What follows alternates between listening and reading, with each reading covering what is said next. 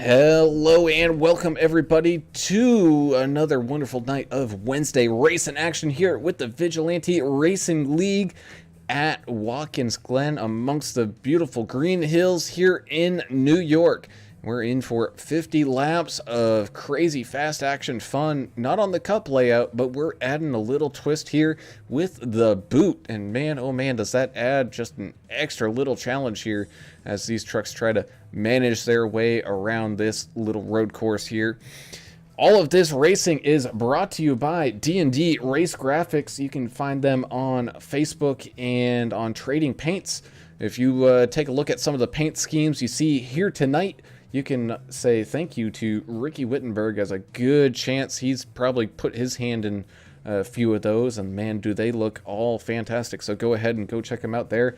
But not only that, but you can also go to and reach out to Keller Williams of Johnson City, Tennessee, and reach Ricky at 423-444-0454 if you're looking to buy or sell a house in that Johnson City area or across the country. He'll get you in contact with a realtor that you know you can get along with and trust, because man, buying and selling a house is something you cannot do alone.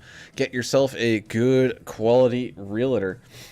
I'm Alan Brown, and I am joined in the booth as always by Mr. Alan English. Alan, how you doing tonight, man? Great, man. Watkins Glen, one of my favorite road courses, even to run in stock cars, with one exception. That boot, that pesky boot, is going to be messing with guys tonight, I think. You come off the carousel and, coming down that chute usually is one of my favorite parts of the track. But instead, you're going to make a left turn there and go down that little boot hill section. And the banking's different. It's narrow. You have to be real precise with your turns, your entry points. Where you put power back down, because these are stock cars after all. So you slam on that gas, it'll be easy to get that back in to come around on you. So hope these guys put in some practice. They're really going to need it, especially for that boot section. Yes, indeed. And down there on pit road, as always, is Mr. Adam Turner. Adam, I heard you put a few practice laps in the other day, and man, how'd you make out? I still don't know what the boot is, because it was terrible. I kept crashing the truck, man. I don't know what's going on. I don't know how they're going to handle it. It's just something you're not used to. So I'm sure these guys have put in some practice. You got to really slow it down in that boot, and we'll see tonight. Looks like some guys have been putting in some pretty good times and keeping it clean. That's why I don't race anymore. That's why I just watch. One fast repair. 70% fuel, unlimited tires. There's no incident count tonight. I believe we're going to have comp caution. Is that right, Brown? Yeah, somewhere between 22 and 25. Yeah, there you go. And then we have a pretty warm track, 96 degrees. I don't know if that's going to hurt, the stickiness or anything. Only time will tell here. But it'll be interesting, to say the least. I'm not the right turn guy very often, but we've gotten used to seeing it in some of these leagues, and it can be fun, and I'm hoping we see a lot of fun here tonight. As we take a look at that race info, partly cloudy skies here in New York, so these guys shouldn't be facing any problems with the weather. I can't wait till iRacing adds rain. Man, that would be a crazy race here if they had some rain, but nonetheless, we're here with some sunshine and everything looks a-okay, which is going to bring us down to tonight's key to the race, and it's try not to kick it in the boot. Everyone's used to running the cup layout here. Not that many corners. Still, I don't want to say an easy track to get a handle on, but it certainly isn't the most difficult as compared to other ones that they've run. But man, that boot just adds a whole separate issue.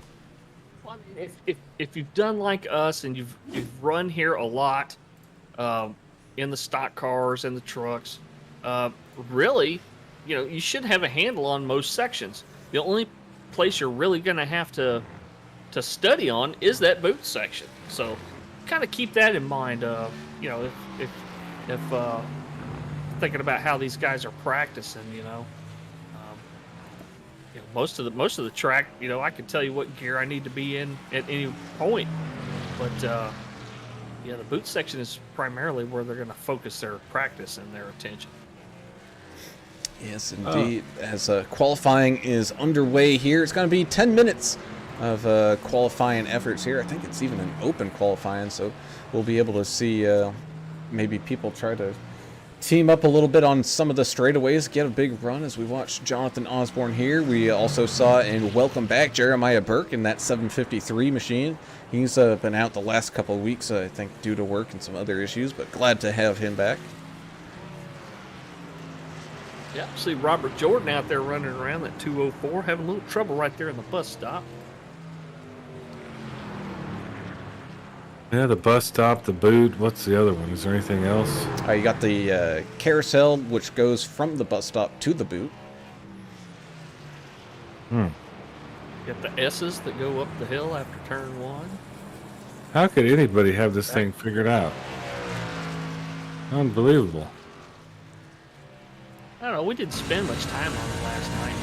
That's, well, I did a little test, you know, and I kind of know the other layout, but what was the boot designed for? What was the original intent on that? What kind of cars were they running on that thing? I think Formula One. I'm correct me if I'm wrong, English.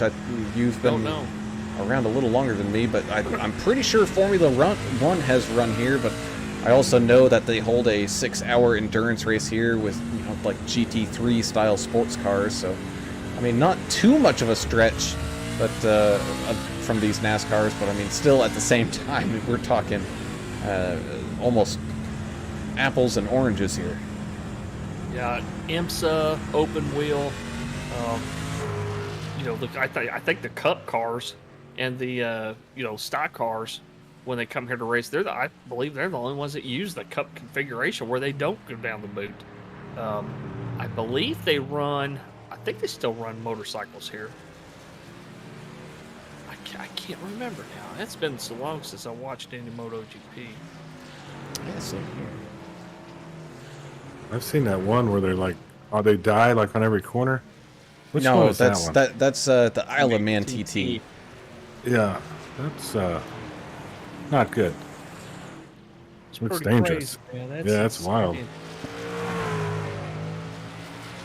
See somebody lay it down and hit a hay bale in front of a stone wall, you know, that's been there for a couple hundred years, and they just obliterates them, man. It's tough to watch.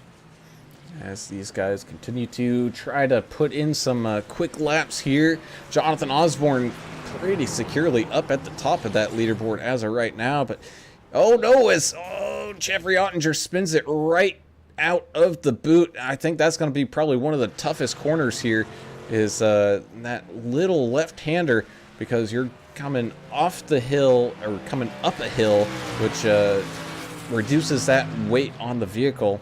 And it makes it pretty easy to get loose. Not only that, it's off camber just a little bit. So I think we're going to see quite a few trucks make a mistake there coming out of that little section.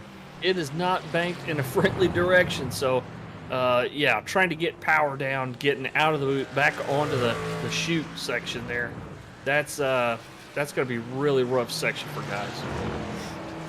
But we were watching, and there's quite a few guys here that were looking very racy during practice. Quite a few quick times. There's 3 or 4 drivers that were all within a second of each other. The problem is at least 3 of those guys, I believe, are going to be starting in the back here, and they're going to have to pick and choose their way through this field. And Jack Dixon, thank you for joining us on YouTube. Yeah, there was a schedule change. It went from Brands Hatch to Watkins Glen with the boot. It was decided by the admins that because there wasn't a decent setup for these trucks to run Brands Hatch, and just in general, that track just being difficult for a heavy, low grip, race car like these trucks are, they decided to go ahead and make the shift over and make tonight Watkins Glen with the boot. It's still going to be challenging though. You're still going to have guys really struggle to maintain grip all over this track, but still going to be an entertaining race, even though we're not at Brands Hatch this week. Yeah, what's crazy about, I don't know how many miles that one is. This one is almost 3.5 miles long. this version of Watkins Glen. So 50 laps of that. That's 172.5 miles, I believe, in Louisiana math. If I'm gonna check take my your math. word for it. Yeah, you probably can't. You don't have the slide rule out. You No, I don't. can't figure it In out. my other pants.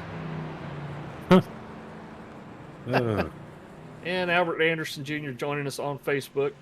No doubt online for the number 2 tonight. Albert's about 5. Well, he's about 8 seconds off our leader's pace.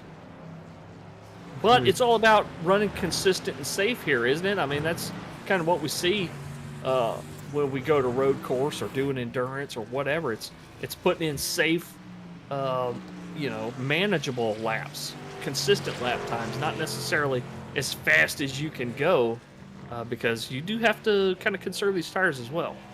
Yeah, that is absolutely a fact as these guys continue to try to put laps in. But I mean, not only that, but I mean, you look at qualifying here where you're scrutinized even more than you are in the race, where in the race, if you get a 1X off track, man, it doesn't do anything for you really. But here in qualifying, I mean, how many of these guys have put in a lap or two here, but it hasn't counted because they might have just put in one tire off into the grass, just that one extra foot. And, man, it absolutely can demoralize you especially if you're running a really good time. Yeah, I don't care for that rule on these road courses. You know, I think they should just count the lap. I mean, you put the lap in. What's the difference? Well, grass or no grass? I mean, that was even the same thing with we were talking about yesterday at iRacing Super Speedway was all those guys. It was an open qualifying, and you can get up into a pack and try to draft your way and get a really good time. But the problem with that is if you bump draft somebody, well, there goes that time that you were looking to run. Ashley Osborne joining us over on YouTube saying, "Let's go, Chachi. Bring the win home before vacation, bro." And then Chan the man, you missed our explanation, but yeah, we're not running Brands Hatch. The admins decided that we're going to run Watkins Glen with the boot instead because of the trouble they were having with setups and just being difficult with a high weight, low grip race car. They decided to switch it over to the Glen. As Earl Evans Robert Jordan in the 204 is the last one out there on track as qualifying has finished up. So I believe he's the last one that can put in an official time here. Everything else has been set. So let's see how well that 204 can do. Oh, and never mind. In the barrels. Pushing it just a little too hard coming out of that final corner. And really? He almost saved it to just straight up drive down pit road, but you really jinxed him. I know, man. Well, when everyone's done qualifying, you got to focus in on that one final guy. We're only going to have 5 times put in. You know what? Just watching these trucks, and you're talking about how heavy they are, or light the back end is, and all this crap. Yeah. It reminds me of a few years back. I was driving from Dallas to Houston in a 1990 long bed truck with nothing in the back of that truck. Single cab. How do you think that thing went? It just tried to slide out from underneath me everywhere I went, right? That's kind of what we're looking at here.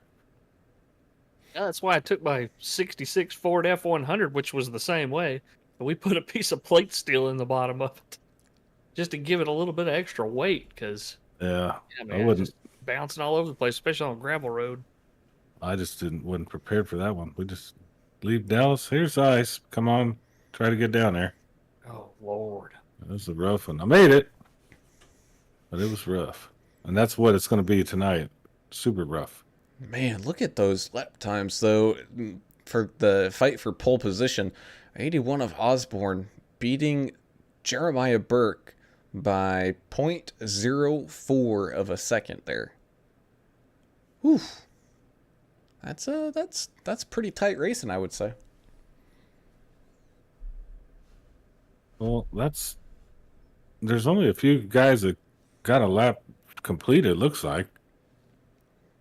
with that 10-minute limit, I mean, it sounds like a lot of time, but like Alan was saying, if you cross over, just get a 1X or scrape a wall, your time's invalidated. You got to go all the way back around.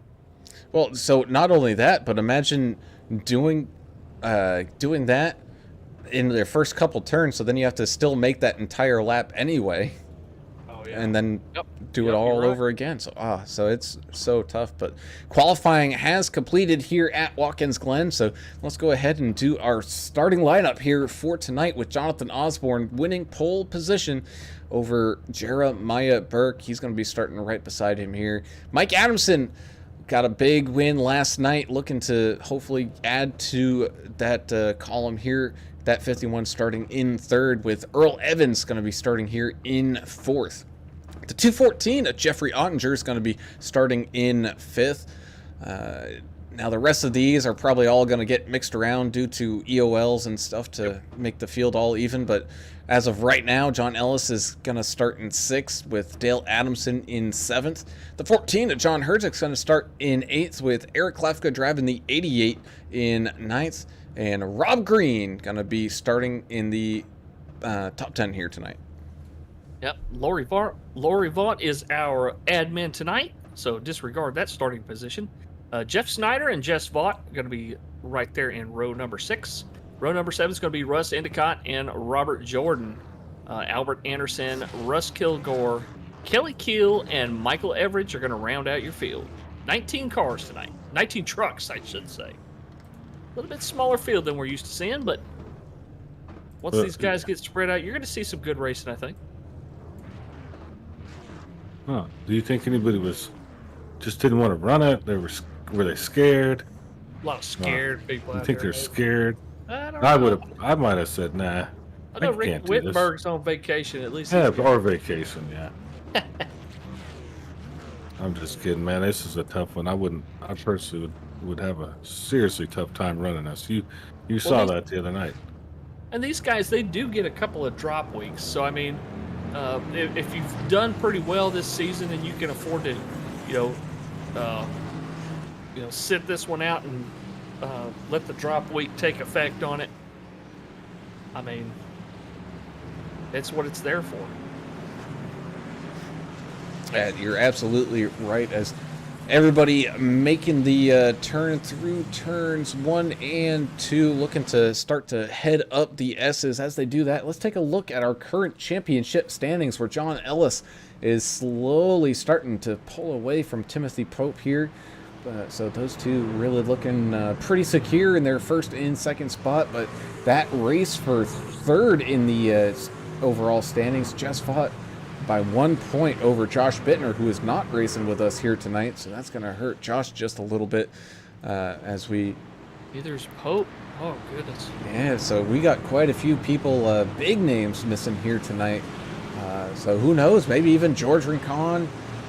He might be able... He's in that 5th spot right now. He might even be able to make up a good chunk of ground here and throw his name into the hat towards this end of the season, because I mean, after this we've only got 2 more, Talladega and Auto Club, and one of those is almost just as much of a gamble as the road course is.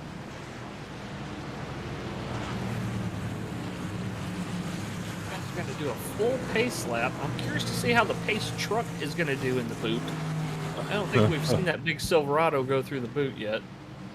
Well, it keeps it at the pace car speed of 60 miles an hour. See if he can keep it between the lines.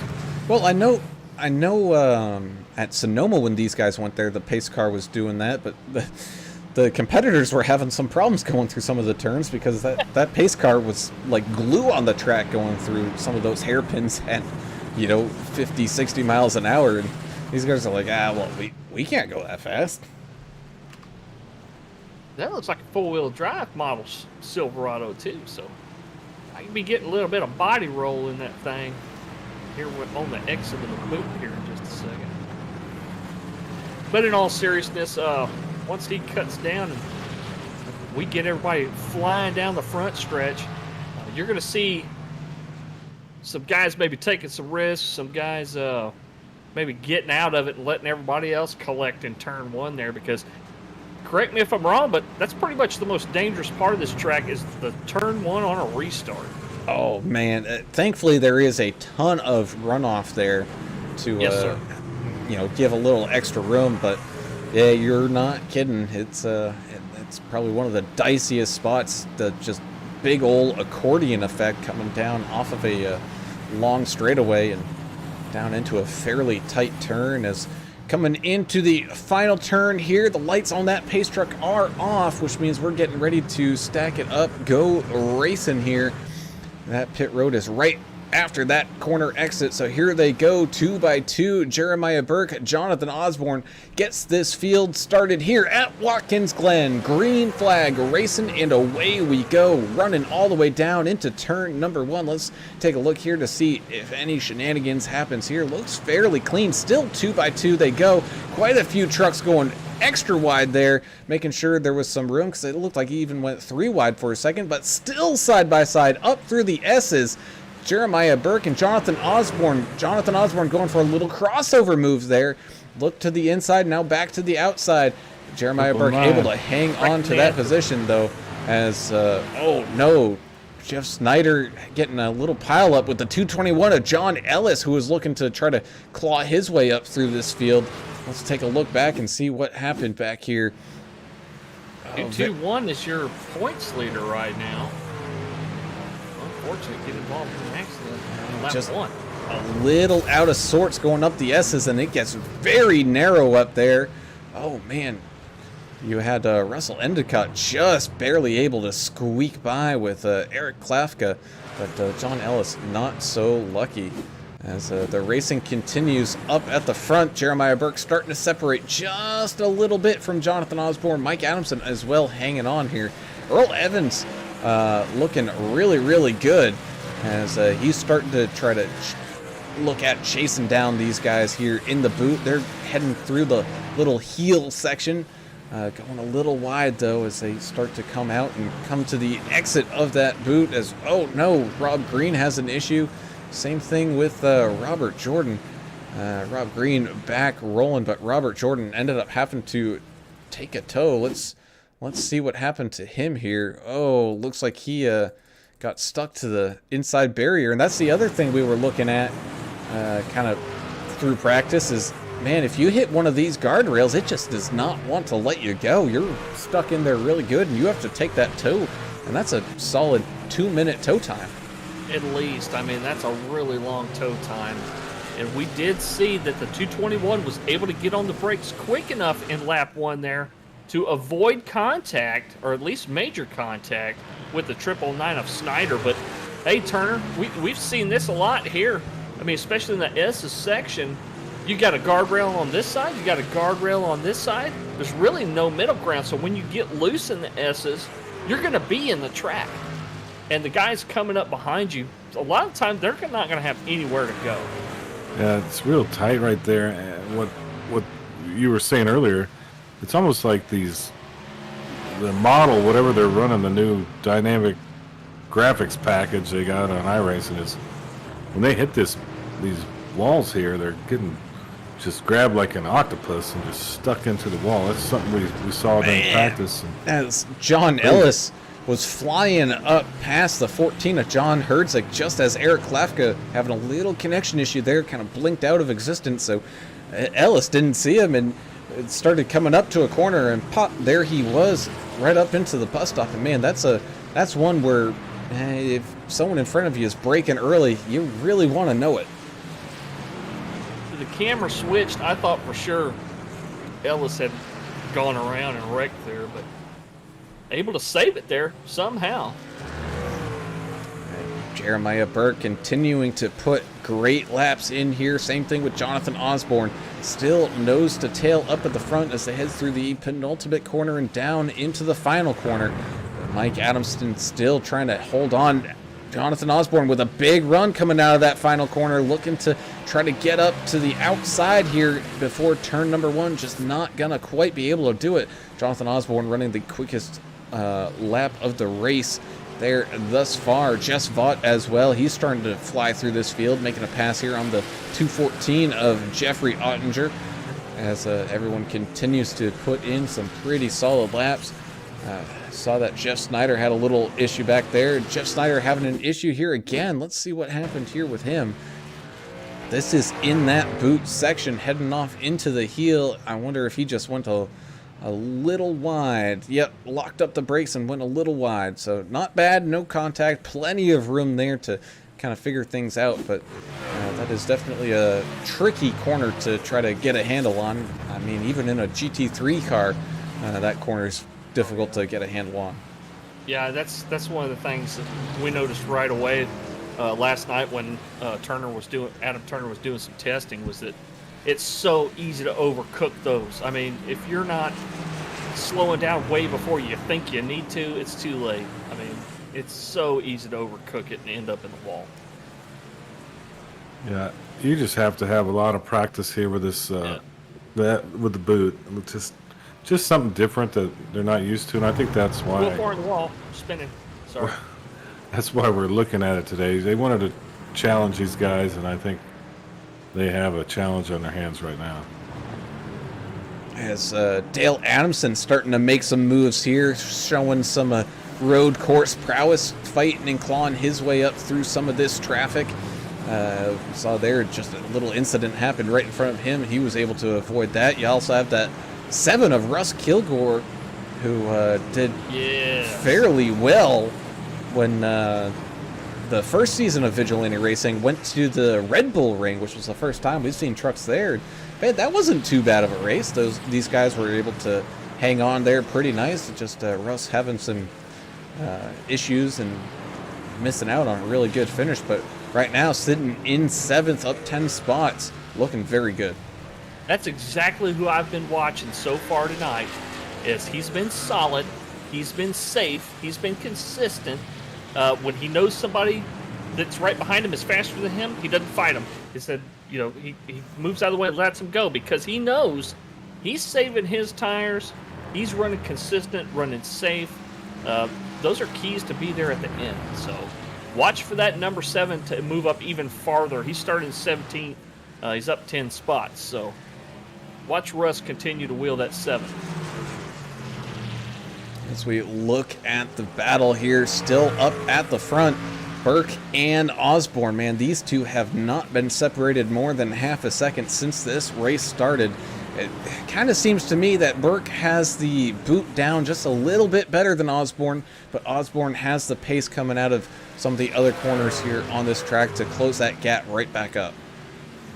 Yeah, thanks to Connie Goodman for also joining us online tonight on YouTube, saying, come on, number 81, let's go.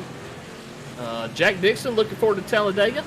And after Talladega, you got one more race, and that's Auto Club. That's going to be a blast. We always have good racing there. And then Screeching Moose Official says, go Russ. He said he's in my late model league. He's a very good driver.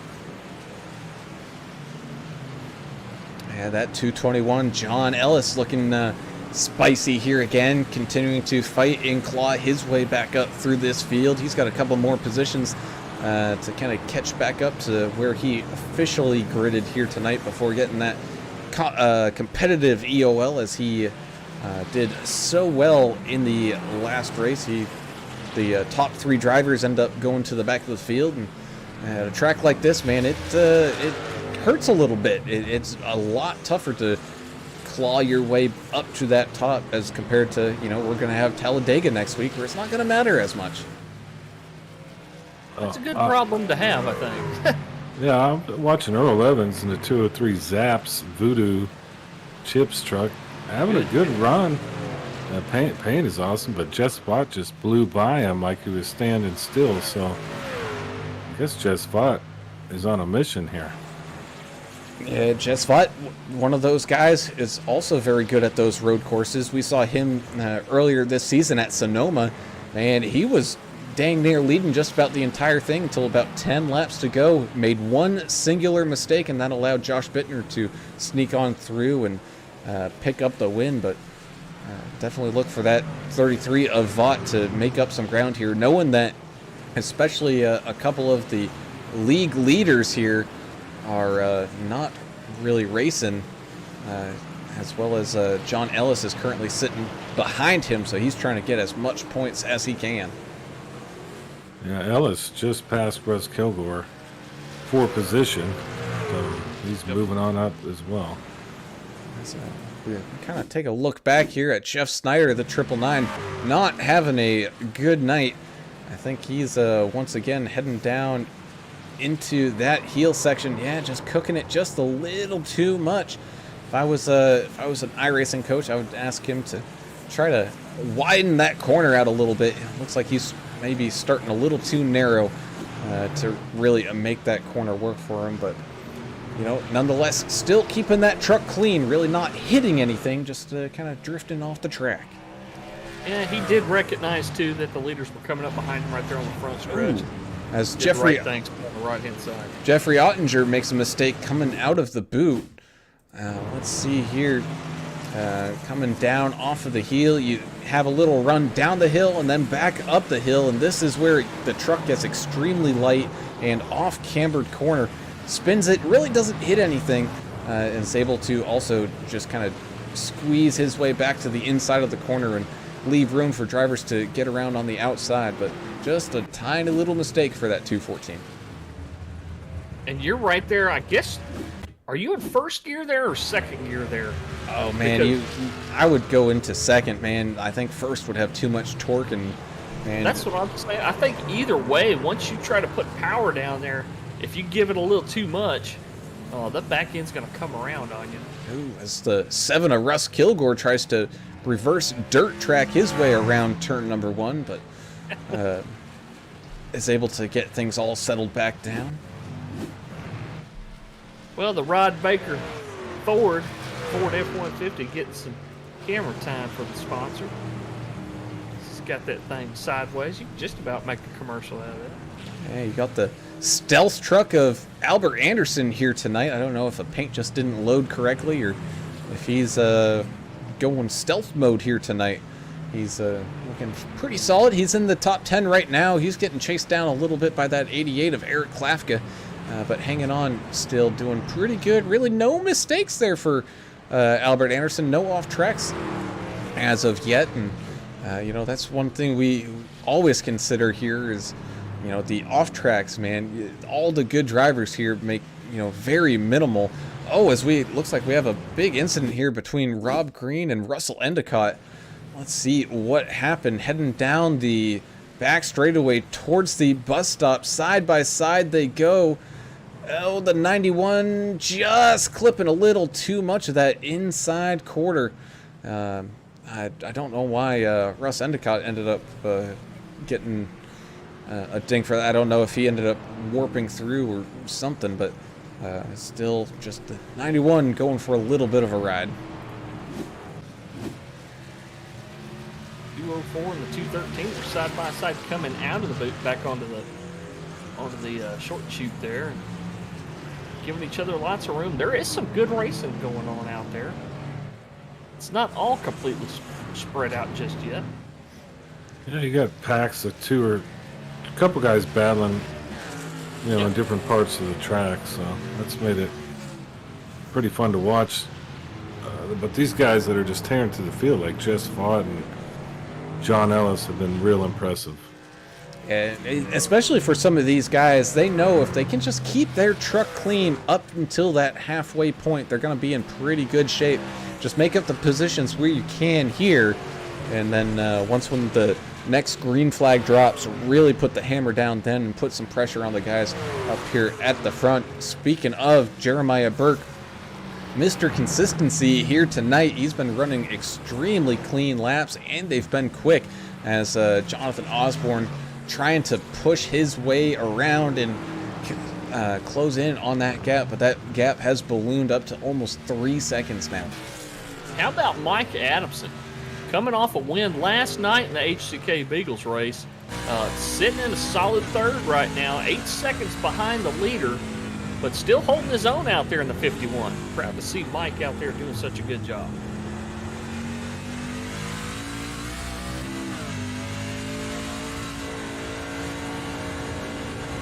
And you can just hear how much they're feathering the throttle up the hill through the S's before getting onto that long back straightaway into the bus stop chicane.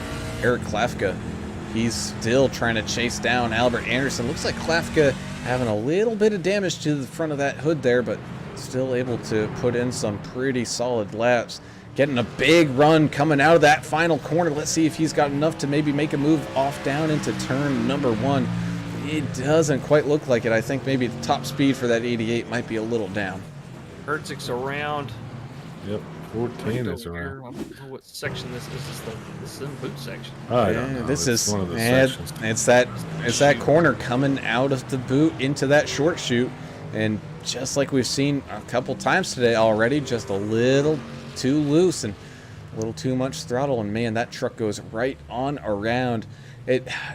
Man, I gotta say that's probably the toughest corner here tonight is that little left-hand corner, and just a little too much steering input, a little too much throttle input, and just like that, your truck is not facing the correct direction.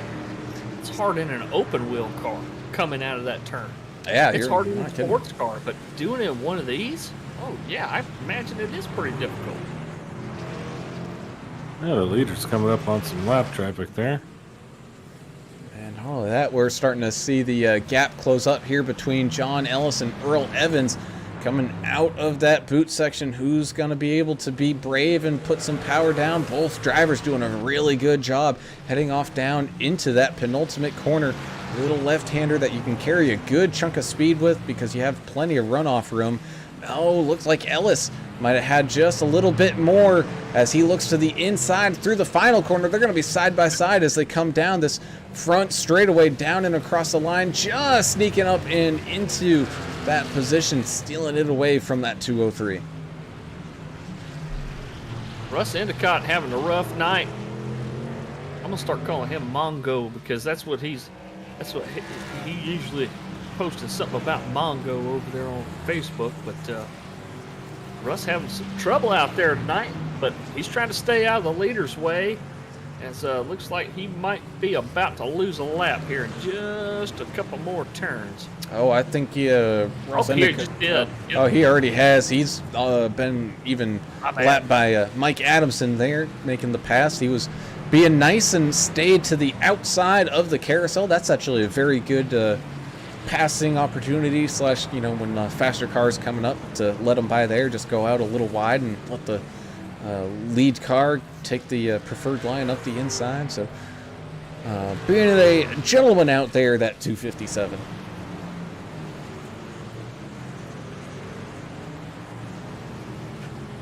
Mongo only pawn in game of life.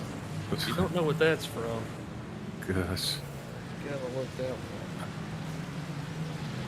As we're heading off down into the boot section, you got Russ Kilgore and Dale Adamson went side by side. Oh, pass made, but almost given right back by Dale Adamson. Able to fight off that little challenge there and continue to make grounds up through this field as Russ Endicott having a little bit of a problem. That was him going a little wide on that heel section of the boot.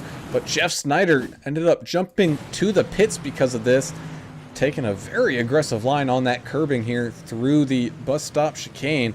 Let's see what happens here. Oh, I wonder if we got a blown motor here for that 999, because he just kind of slowed down to a stop. Well, that would kind of hurt your day there. There is one fast repair. Like, you probably have to tow if you had your motor blown, though. And he's on the complete other side of the racetrack, so that is going to be quite a long tow as Jeremiah Burke continues to add to his lead, consistently running lap after lap better than Jonathan Osborne. The gap is now up to 7 seconds as Jeffrey Ottinger now having a little bit of an issue as he's coming down through the heel section of the boot. Let's see what happens here. I wonder if he just goes a little wide. No, he lost it and ends up tagging that little inside barrier, able to really slow it down before any real damage is done. But looks like he was able to get things back going. Now Russell Endicott having a little kerfuffle here. It looks like it was heading off down into the bus stop chicane. Oh, just a little too much on the brakes on the entry, and he goes for a little bit of a ride. But again, man, a decent amount of room here at Watkins Glen, and a lot of these corners for little mistakes like that. So didn't hit anything and is able to kind of drive it off. Ottinger and Herzig come down and to the pits. I don't know if this is a planned deal or what, but lap 10, they're pitting. Oh, it's They're gonna split the stage. That's just about perfect. Yeah, it's the 91 of Rob Green. Had 2 tires off on the left-hand side into the heel section. Went to press on that brake pedal. Well, 2 tires slowed down. The other 2 didn't, and that caused that truck to loop around, and he was able to thankfully avoid any hard contacts there. Yep, that's going to happen. If you've got a tire off the pavement, it has 0 grip. So as soon as you mash the brake, only the tires that have grip are going to stop. The other side of your truck, it's going to keep on going. That's what's going to cause your spin. Man, oh man, just watching these laps tick away here on lap 11 out of 50. Reminder that we're going to be getting a competition yellow right around lap 22 to 25, so right around that halfway mark. We're looking at picking up that competition yellow, and it's going to be interesting to see if these drivers can make it to that. I think it's going to be a little tight, especially running that 70 to 75% fuel. So I think those drivers that did take that pit stop, probably a good call here. I think it's going to be a little tight on fuel. Well, Alan, take it from me. Short shifting here can save you so much gas. I've done it here before on long races, and you can make up at least a couple of laps of fuel on a run by short shifting, as we got another one in the wall there in the boot. It was the 91 of Green, but he's able to get it off that sticky wall and get back going. But yeah, we might see some guys trying that tactic, short shifting, trying to stay out of the gas, lifting early, all things you can do to help save a little fuel. As we watch that replay of the 91, Rob Green driving the Captain Crunch machine, well, he certainly went crunch as he hit those tire barriers. Thankfully, those are much softer than some of the concrete walls that these guys see on a regular basis at the regular oval style race circuits. But still got to be careful because they can still do just a little bit of damage, especially with a head-on collision like that. You could really damper quite a few things on that. Ashley Osborne on YouTube saying that the 81's quick like a bunny.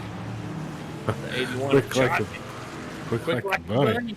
Yep. Oh, Evan just hit Green. 91 got sent for a ride. Ooh, man. Yeah, that was fun. Let's go and see what happened there. To the 91 from the 203 of Berlin. Heading off down into turn number 1. Oh, I think the 91 might have started hitting the brakes a little sooner than what Evans was thinking. So I think that's might have been the lack there of communication going on. And that's the other thing too, is especially when you start racing around and the kind of gaps start forming up and you find yourself alone, you kind of forget where other people might have their braking points, and you got to be careful when you come back up on them. Yep, and good job on Herzig right there to check up and let Earl Evans around. Yeah, I'm one of those guys. I lift a little earlier and brake a little earlier, especially if I'm on a fuel-saving strategy. So I'm going to warn the guy behind me, hey, I lift early, just to let him know. Or if I think he's absolutely faster than me, I'm going to try to let him around before that problem arises. As Jonathan Osborne comes down into the pits, Mike Adamson joining him as well. So it looks like we will have that kind of split pit strategy going on for some of these trucks. Jess Vaught and Jeremiah Burke both electing to stay out for the time being. John Ellis still has some work cut out for him. He's entering in the final couple corners here of this racetrack. Let's see what his plan is, as he's decided to stay out as well. As Earl Evans having another little incident here. I believe this is Ooh, Endicott spun again. Oh no! So we watched. Spinning everywhere. What happened to? We need more cameramen. Man, you ain't kidding us. Oh, hard impact for that 203 coming out of the boot. That's the first time we've seen that. That instead of spinning it around, he just went straight off and into that tire barrier. Well, let's see what happened with Russ Endicott. This is in the toe section of the boot. This is also a little tricky as you're climbing up that hill. You're starting to. Oh, he mounted that guardrail a little bit. Dale Adamson. Coming out onto the front stretch, he got hit in the rear end by Dale Adamson and wrecked on the same lap. Oh man!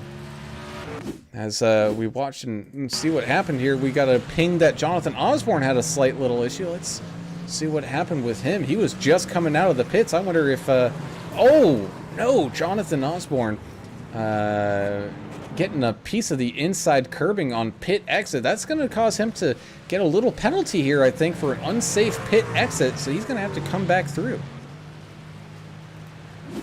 He does have a black flag. So does Earl Evans. I think he was too fast entering. As Jeremiah Burke makes his way down into the pit road now, he's going to put in some, probably looking at tires and fuel here. I think there's no shame in taking tires anytime that you come down into pits here tonight. Jess Vaught is going to join him as well. So this is the chance for John Ellis to try to make up some time as he's got some clear track in front of him, and he's looking to hunt these guys down to try to catch things back up to even add some more positions to his tally as Dale Adamson looks to the inside, heading off down into the kind of curling section down into the first part of the boot around Albert Anderson, who's having still a very solid night. I don't want to give him that curse of the commentator here, but Albert Anderson still without an off track, and he's riding around top 10, 8th. And man, for a guy who doesn't enjoy the road racing side of things, man, he's making sure he does his best to get the best result he possibly can here tonight. The 81 machine coming down to serve his penalty and clear that black flag. And same thing with John Ellis coming in to do his little pit stop here before reaching that halfway point and getting that competition yellow out and underway. Rebecca Smith joining us over on YouTube once again. Oh no, the 204 Robert Jordan having a mistake. Let's go back and see what happened with him here. This is trying to oh, this is going down into the boot, just carrying a little too much speed, hard impact into those tires, blocking the track a little bit. Oh, people trying to find their way around him, which they do. He was right there on the apex, but ooh, that 204 is looking a little smushed up right now. The 203 is in the grass at the moment too, just getting out of the grass.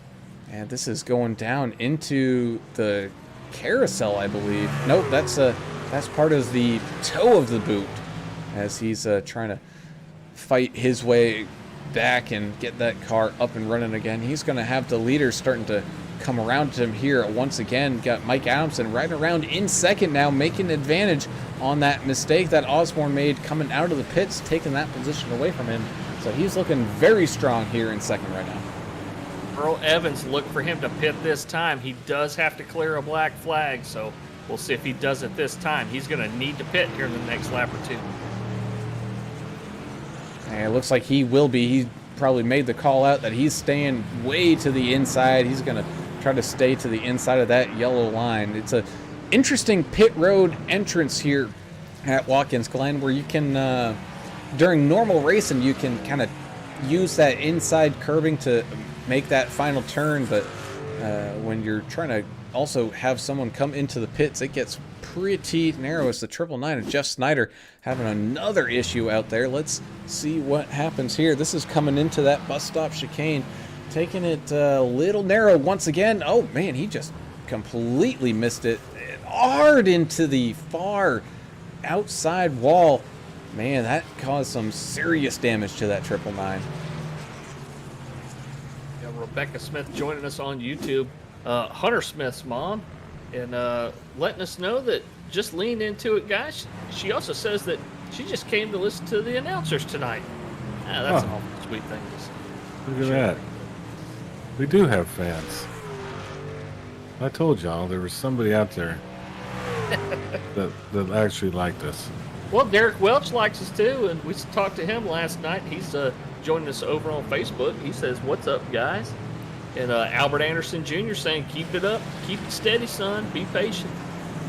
Patience is the name of the game here. That 999 definitely has some engine damage, and I'm pretty sure he's used his fast repair already. So I wonder if that 999 tonight is done, as the mosquitoes have been sprayed here on this kind of boot section into the final section of Watkins Glen. Man, I mean, there's so much turning around here to Jordan, the 204. Just turned a little bit. This truck looks beat up. Yeah, let's see what happened here. This is heading into the heel of the boot at the top of the hill. Oh, just a little too much brake. The 33 of Jess Vaught just narrowly avoiding that. Let's actually take a view from the perspective of Jess Vaught to see what he kind of sees here. As you can see, you kind of are going up the hill just a little bit, and then you're starting to try to brake downhill, and oh, that truck just kind of kept drifting across the track right where Jess Vaught wanted to put his truck. And man, good avoidance maneuver there from that 33. Yeah, that's heads up driving right there out of the 33, but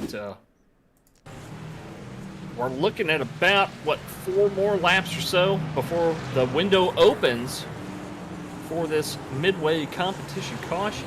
Ooh, as the 91 Captain Crunch Machine, Rob Green, goes for another little wild ride there in the toe turn of the boot, and able to keep it on the track. Everybody trying to avoid him, including the 81 of Jonathan Osborne there, but everyone does manage to squeak away A-OK. But that lead held by Jeremiah Burke here tonight, holy smokes, he has led that one out to 18 seconds. Man, wow. Oh man, talk about a heck of a drive here from a little bit of a hiatus from that 753. Well, he came back ready to race, didn't he, boys? I mean, he's putting it on them tonight. 18 seconds. That's not bad. We're not even halfway done here. But that gap is not going to mean much when we restack everybody somewhere between lap 21 and, was it 22 and 25, somewhere around in there? Yeah, 22 and 25. I really like that in a race like this, because how far we've gotten away from each other. So that'll be fun. It'll be like 2 races pretty much. That's when you have to start watching for the race for the Lucky Dog, because I'm sure we'll have a Lucky Dog that'll come around, and possibly some wave rounds, depending on how they have it set up tonight. And watch 3s around. Oh man, as just gonna say, watch out, Mike Adamson. You got Jess Vaught all over that back window of yours. Oh no, Carl Evans still having an issue back here. So let's take a replay and see see what happens. Taking aggressive but clean. Oh, just a little too aggressive. Clips the grass just a little bit. And so that affected his entry into that carousel. Avoids any hard contacts though, which is really the key here. He's able to keep that thing rolling around, and I think he ended up spinning it here once again. So we're going to stay here watching as John Herzig also had an issue around the same time. Let's see here with that 203. Looks like he was able to get things back under control, but let's see what happens here with that 14 of John Herzig, as he was making his way around that heel section of the boot. Oh, just a little too outside there. Catches some gravel and some grass. But Vaught is pressuring Adamson for position here. This is for second position. Vaught has caught up to the 51, and he's putting some pressure on the tailgate of that 51. Looking to the inside here in the heel turn. It looks like he's going to be able to make that move happen, but still going to be side by side as they exit. Now entering that very tricky turn to come out of this boot. The 51 has the outside, which is the preferred line through there, but the 33 is going to, breaks the rear tires loose as he got under throttle there, and just loses. It looks like he was going to go for that crossover move, but just not enough grip to make that one happen. now they battle their way through the final turn here and down that front straightaway. So as of right now, Just Fought still has some work to do to try to sneak his way around and pass that 51 of Adamson. Ashley Osborne saying, y'all are the best. Such a great show as always. I'm sure she's talking about the drivers. She should be anyway. They are putting on a pretty good show out here tonight. And Ashley, we always appreciate you watching. Thank you so much for being with us tonight, supporting your brother and all that. Love having you. Not to mention all the people that are out there commenting, whether it's on Twitch or Facebook or YouTube. Keep those comments up, because at the end of this race, we'll be picking a winner for the super fan of the race, where I think you get like a gift card of some kind, and that's something that the league appreciates you guys for hanging out and watching some great race in action. And of course, all of that is only possible by some great sponsors. One of those is D&D Race Graphix, found over there on Facebook and on Trading Paints. That's painted by Mr. Ricky Wittenberg, as we get a pass up the inside here in the toe section, sending the 51 of Mike Adamson out wide into the grass, able to avoid any contact with the outside wall. However, he's going to lose that position to that 33 of Just Fought. Man, Jeff saw his opportunity, and he did not delay to take it. Adamson was just a little bit too wide. He could just see it slipping away from him. I'm sure he saw it in slow motion. We do have Screeching Moose Live joining us on Twitch, saying the Captain Crunch truck got Captain Crunched. We have seen that a couple times tonight. Not his night. That's a green in the 91. Yeah, it looks like Kelly Keel was a starting park here tonight, as he has not put in a official lap here. So we've watched the 81 of Jonathan Osborne make his way through this carousel and start to head off down into that boot section, looking to make up some time here from his little mistake that he made coming out of the pits the first time around. But he still has some time to make up, because I mean, we have that competition caution coming out here. That window opens up in about 3 more laps. So everybody's going to get all stacked back up and ready to go race, and John Ellis continues to try to fight and claw his way back up to some of these leaders. He's about 17 seconds behind Mike Adamson right now, who's in third. But you also got Dale Adamson, who's been looking very impressive here tonight on this road course, trying to get around that 204 on the front straightaway, and he does. But Dale Adamson, although he's only up 2 positions from where he started, I believe he might have had a penalty he had to serve from a previous race, but getting that done and fighting his way up through the field. But man, so far tied for hard charger of the day, Just Fought and Russ Kilgore. That 7 truck, man, he's been solid all day long. I think he's really only made 1 mistake, and he's sitting in 6th spot. And obviously, Just Fought not making any mistakes thus far, also up 11 spots. It's actually probably even more, but from where he officially gridded here tonight, looking very strong right now, riding around in 2nd. Angry Indian 89 joining us over on Twitch. There's no need for name calling, man. Come on now. What did he say? He called me a dirty Cajun. Oh, My goodness. Well, that He's sounds probably bad. cranky because he has to wake up early in the morning or something. the guy, he's probably just tired of your shenanigans. Well, he's such a loyal fan that I'm not going to sick the bot after him or anything, because he's good people, I think. Well, I don't think do. he's just cranky. He's had a bad day or something. Yeah, he's probably had a roughing. Kind of like the Rangers having a roughing versus the Astros right now. Just saying. Well, it's hard to beat cheaters. Anyway, back to the race in action. Speaking of the race in action, we take a look here at that 88 of Eric Klafka, who, ooh, man, that truck, for not having a single off track, he's looking a little beat up. Got some scratches going down both sides. That hood is all bent this way and that. And so he's had his own little adventures out there, but still hanging on in that top 10 right now. Well, he's going to have an opportunity to come down and get that truck fixed if he's got a fast repair available, because we are going to have some pit stops under that competition caution which is coming up here in just a few short laps. Of course, all of this still being led by Jeremiah Burke, who opened it up even more now, 20 seconds, almost 21 seconds. So, man, you're talking a whole section of track between him and the next truck. As Rob Green having another issue, man. Captain Crunch is definitely getting his money's worth today. Does Jeremiah Burke know that we have a competition caution? I mean, he just keeps pulling away farther and farther and farther. Yeah, I mean, you'd think at some point he'd just kind of take a break. That's what you call asserting dominance right there. He's just pulling away from these guys, even if he does know there's a competition caution coming up. So, man, what a return for the 753. Good on him. Yeah. Oh, man, it's a 91 got loose and then was going to correct it.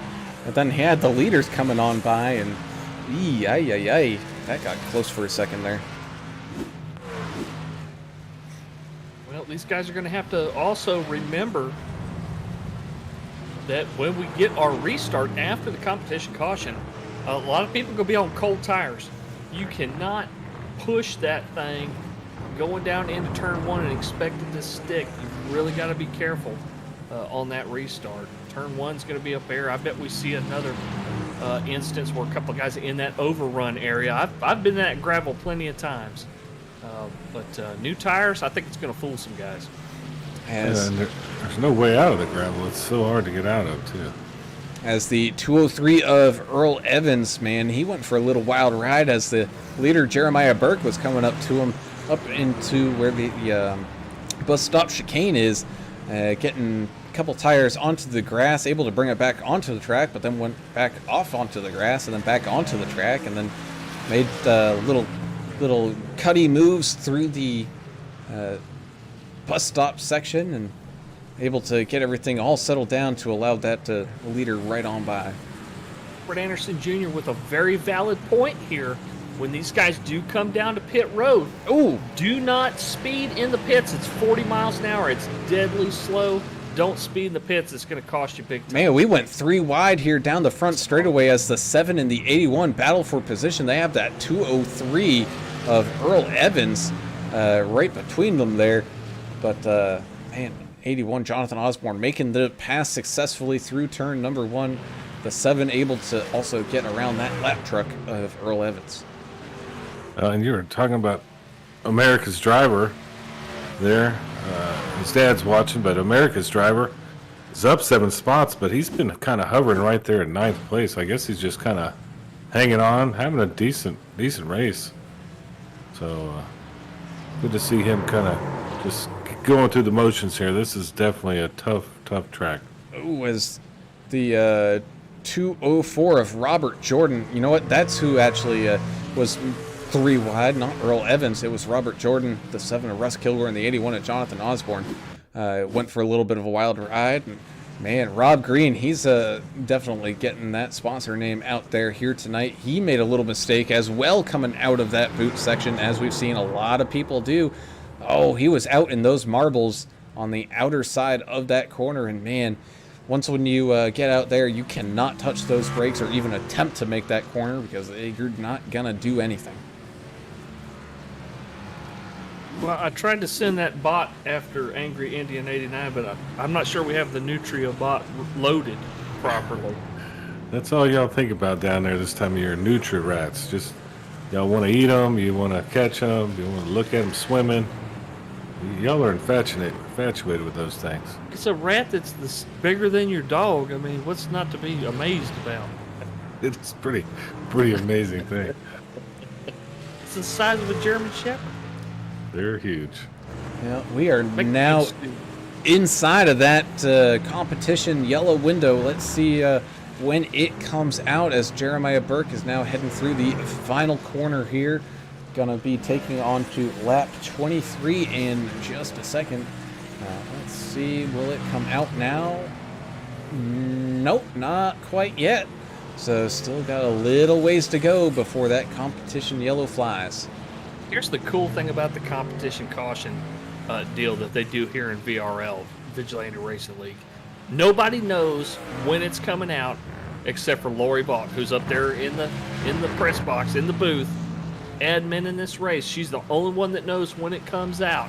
So it's a guessing game. You know, if you try to enter the pits and the pits might close on you, you got to be careful. You got to pay attention where the lead car is before making a decision whether or not to come down the pit road.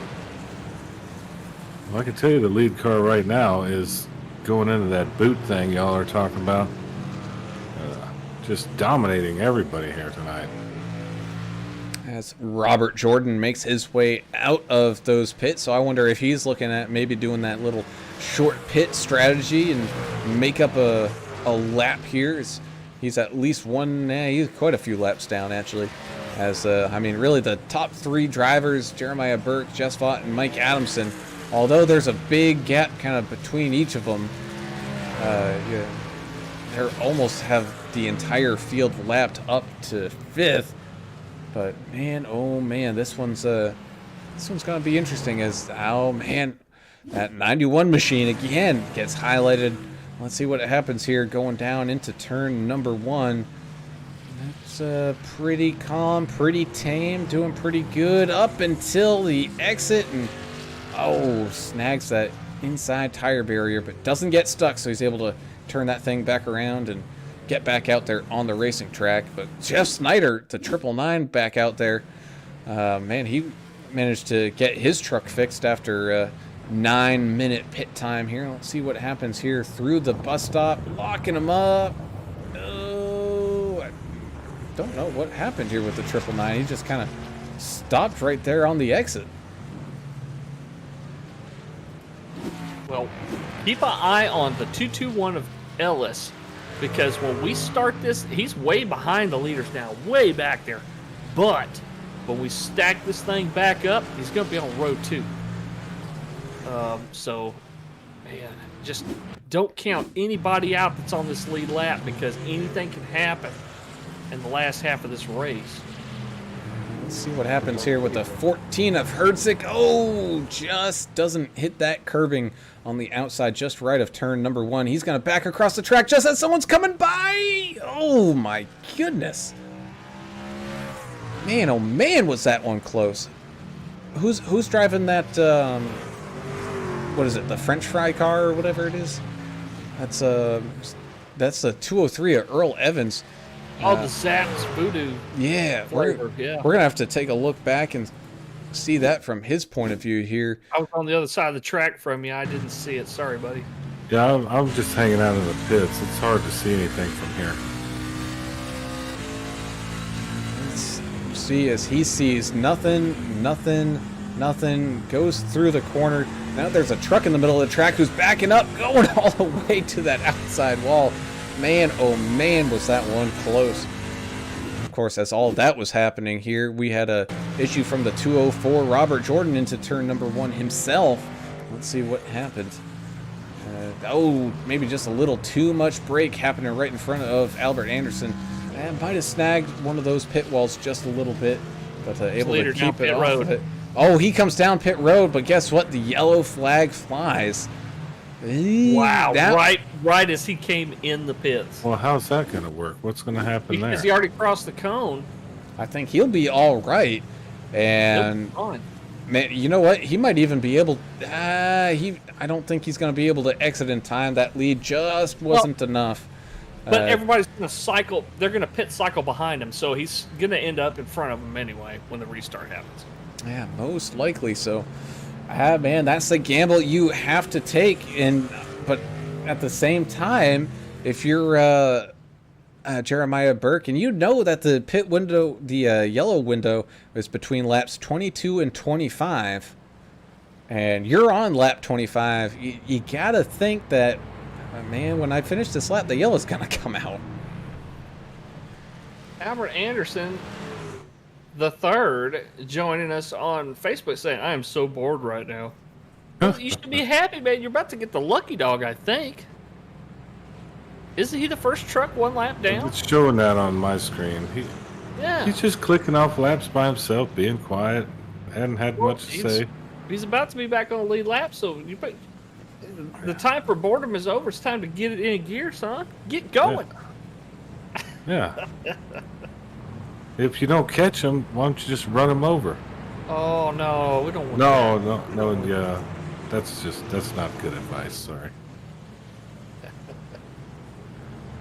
I don't condone violence on the track. Connie Goodman did say, though, she wanted to boost your spirits. She says, yes, you do have some fans out there. Oh, how nice. Thank you, Connie. We I appreciate like it. that. That made my day. Man, it's a long pace lap with that truck. Is just kind of. Yeah, there's going to be a couple of them, too, so Man. this will give us a little bit of time to talk about what we want to talk about, I guess. You guys got Well, we can't get too crazy now. We can't go off the rails or anything. We have to keep it on task. I mean, if the fans want to talk about something, we could talk about it with whatever they want to talk about. Robert Anderson Jr. saying, hang in there, son. Your time is coming right now. I don't think this is the league where I'm supposed to do my Florida Man segment. That's a whole nother league. What is that? You know what my Florida Man segment is. Oh, Yeah. I'm not going to do it here. But we do have some time to kill. well, we can talk about our race sponsors, D&D Race Graphics. Ricky Whitmerk, who's watching, he's on vacation tonight. But that guy can paint a car. If you look around here in the field, I guarantee you're going to see a few of them that are painted by Ricky Wittenberg. But yeah, check him out. If you got a truck or car you want painted for iRacing, hit him up on Facebook. It's DND Race Graphics, and graphics is spelled GR. What is it spelled? I'm trying to find it now. GRAFIX. Yeah, the way you would probably spell it in Louisiana. Seeing a couple guys just the pits got red flashing lights. It looked like the pits were closed. Not me. Yeah, I got red flashy lights as well. Well, maybe that's just a. it's like a warning. Maybe Train that's may be an coming. error here. Maybe. I think this is a glitch here. Yeah, it looked like the pits were closed, but we saw a bunch of guys come I down. was going to say, just about everybody coming down, other than, of course, Jeremiah Burke, who was already done his pit stop. Looks like Jess Vaught is going to get off of pit road nice and easy. Got Mike Adamson following him, John Ellis, Jonathan Osborne. Everybody all grouping back up. Now you got the rest of this field trying to catch up here. You got Russ Kilgore and Eric Klafka coming down. Dale Adamson trying to catch up to the main pack, and everybody making that shuffle and buffle around. Well, this is where we race to the pace truck on cold tires. Sometimes that can get interesting. Yeah, they got to be careful. As we watch them make their way into the boot section here, we'll give these guys an extra couple minutes to get everything all stacked back up. I know we'd like to try to talk to some of these drivers, under these cautions, especially around the midway point, to see how the race is going from their perspective. But at a road course here, when people are trying to catch up to the pace car and people trying to figure out whether wave arounds are happening or whatnot, we'll let everything kind of all settle in before we pull anybody up. Yeah, they're actually probably racing just through the field right now, racing the track just to get back to the truck. So very smart. That's why you're the smart one here, Brown. So once we see the green flag wave, these guys are going to probably do like they did before and just try to split the final stage, because we're not going to have any more yellows. So maybe lap 38 or so, we should see a bunch of these guys probably coming down, at least for fuel. I don't know if you'll see any two-tire stuff. I think that kind of funny business is probably not going to happen. I think most of the guys are going to come down, get 4 tires of fuel around lap 38 or so. And that'll be what you like to call the money stop there, Mr. Brown. Yeah, and of course, the person who's looking to really make most of that money stop is Jeremiah Burke, who now that everyone's all caught back up to him, he doesn't have that super safety cushion sitting right behind him. So we'll have to see what happens up at the front here. Looks like maybe next time around they'll be getting ready to go back to green flag racing as Albert Anderson makes his way out of the pits here. And I don't know if they're going to extend it to make sure everyone catches back up to where that pace car is. It'd be difficult for him to make it around in time. Yeah, they're just coming out of the pits, and then the pace truck is almost making it to the end of the pits. So that's going to be hard to do. Lights are out. Yeah, so we're going to be stacking it back up to go 2 wide racing here. And the fact that we're going to be 2 wide racing here, let's not talk to anybody, because it's hard to get around here even under caution without hitting somebody. Yeah, so I don't want to put anybody in that position. Really. No, so we'll let these guys be and stay focused on their race, because I know we got quite a few people out there who are looking to make up some ground, whether that's in the points or in this race. Jeremiah Burke and Jess Vaught are going to be starting off side by side. Mike Adamson and John Ellis in the row right behind them. Dale Adamson and Jonathan Osborne going to be in row number 3 with Eric Klafka and Russ Kilgore behind them in row number 4 with Albert Anderson back on the lead lap. He's going to be starting here in 9th, but he's got a little ways to go before he catches up to this field. He's got a long way to go. He's about half a lap behind everybody. So stacked up as of right now is Jeffrey Ottinger and Earl Evans kind of in that next row. Reaching Moose official says, what are they going to do? Penalize everybody? He's talking about the... we all saw it, didn't we? The pit entry light was flashing red and everybody came down. That had to have been some kind of glitch. Nobody got a black flag for it, Screeching Moose. So everybody's good to go on that. I just don't know why it looked like that from our point of view. I was just sitting down here kind of bored, so I hit the button, flashed the lights. And it's all your fault then. Yeah, just trying to make it confusing for everyone. Man, what are they doing letting you near any of those button boxes? Well, they know I'm confused during these right turn races, so they give me something to do to keep my mind right. So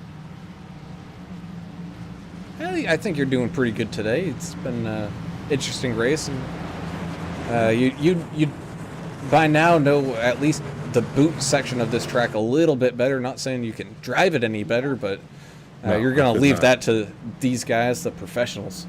Ooh, Yahtzee. That was a low blow. No, I know where I stand on my iRacing skills for sure, but the boot just seems like such a huge portion of the track, Brad. I get confused.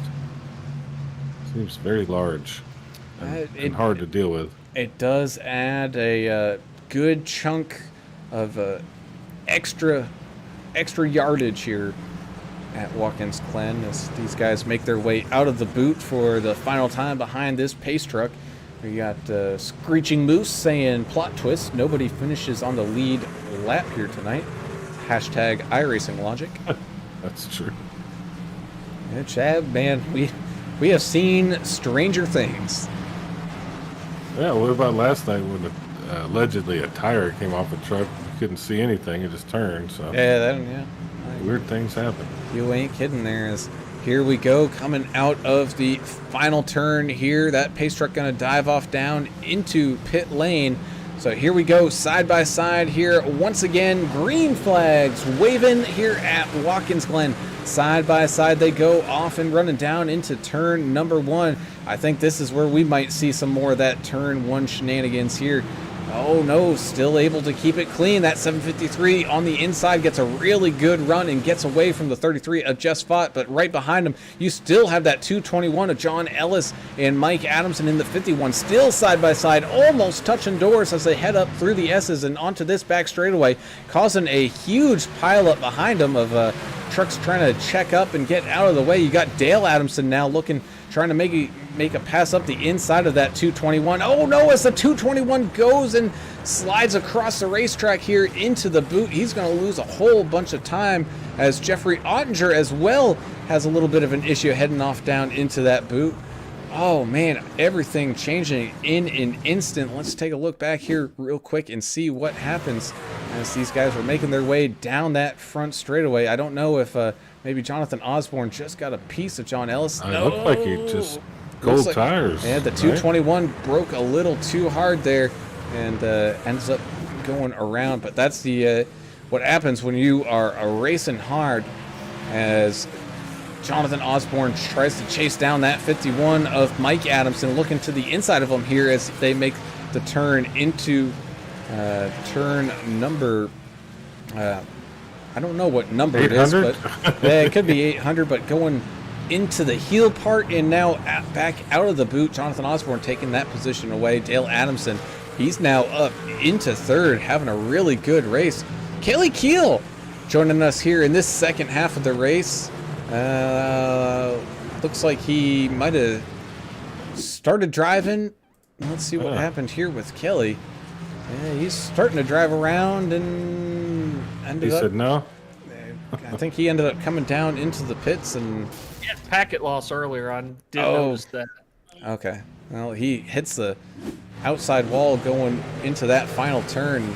Has a little bit of an issue, but looks like he's might have blown an engine because he's into the pits now. That's a short outing for Kelly.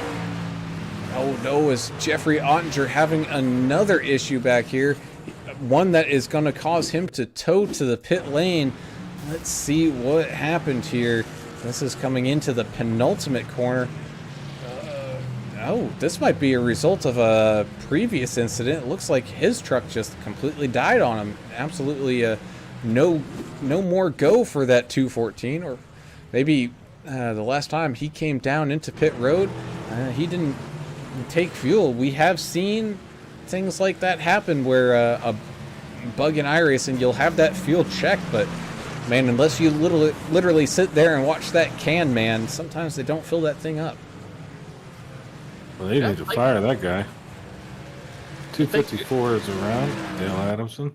Oh no, he was having a really good race, making great passes here, heading up through the toe section part. Oh, just getting a little loose and snagging the inside wall. Avoids making any very hard contact into any wall, so his truck is going to be okay, but he's lost a lot of time from having to try to get that truck all spun back around. Eric Warman joining us over on YouTube saying, "What up, AAA?" Thank you so much, Eric, for joining us. We saw him running last night, the 113 machine. Oh, as Robert Jordan has an issue. Same thing with Russell Endicott. We'll go one issue after another. I think these two might be associated. Oh, man. Walking up and getting squirrely on the brakes is that 204 machine. Let's see if Russ Endicott was coming up onto him there and had to make an evasive maneuver. Let's watch that 257 as he sees the squiggling coming out of that 204 from Jordan, but just maybe a little too slow. I know hard. That's like, how dare you say something like that? But maybe a little too slow there for the 257, and he ends up looping it around right there at that toe corner. As man, Jess Vaught, he is putting the hammer down, trying to stick to that rear end of Jeremiah Burke, running the fastest lap of the race here, but not by much. If you look at both drivers' last lap times, I mean, you're talking a difference of 0.04. So these guys are really pushing it here on this second half of this race, and I think Jess Vaught might have got some benefit from some draft action going on there down some of these straights. I don't know how they keep their concentration for this long and run it this well. There's so many places to make a mistake. It's not like oval racing where you have about 3 or 4 places on the track you can make a mistake. Here, there's about 30. So this is really tough if you're in the seat right here driving this race tonight.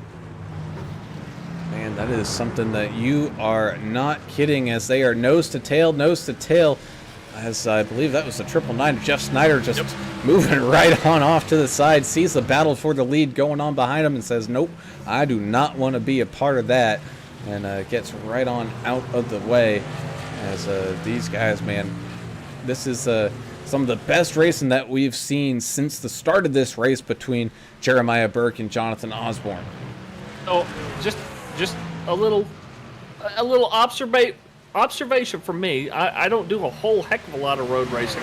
I've done some endurance racing with you guys, but it seems to me that the 753 is doing just a very slightly better job of using all of the racetrack, more so than the 33. I've seen him just pushing just 6 inches, maybe a foot as he farther in a couple of different turns. As he saves it from snapping out from under him as they go through the carousel section. Man, oh man, these guys, they're not leaving anything left in that tank. They are putting it all out there. Nose to tail here in the boot, going through the toe section. And man, you're right, that 753 has done a great job of using every inch of this racing surface, and at the same time keeping it very clean and on that racing surface. He really hasn't extended out too wide to pick up any off tracks, really. Oh, of course, Like as right I say there. that, drifts out just a little bit, looking to sneak up the inside is that 33, but that 753 shuts that door right there quick. Gets a very clean exit coming out of that boot and into kind of a little fast section of corners here. You got the second to last corner, followed by the last one. Much. Oh, little too much heat going into that one. And that's going to allow that 33. Oh, no, couldn't get the power down. Was looking to maybe try to cross him up on the exit of the final turn, but just getting those rear tires loose. Man, that's the hard part in any NASCAR vehicles, whether it's in the Cup, the Xfinity, or these trucks. Man, it's so hard to... Crossover from the 81 coming down to turn 2. Sorry, turn 1. I'm sorry, buddy. It's all right, because 51 and the 81 are battling it out as well. headed up these S's, man, that 51 is not leaving any room for that 81 to make a single mistake heading on down into this back straightaway. This is going to be, I think, another race to watch here, is this race behind these leaders. But of course, all of that can change within these next 19 laps remaining that we have. Ooh, we got any more commentary out there, English? Yeah, we got a what's few more everybody folks saying? joining us out there.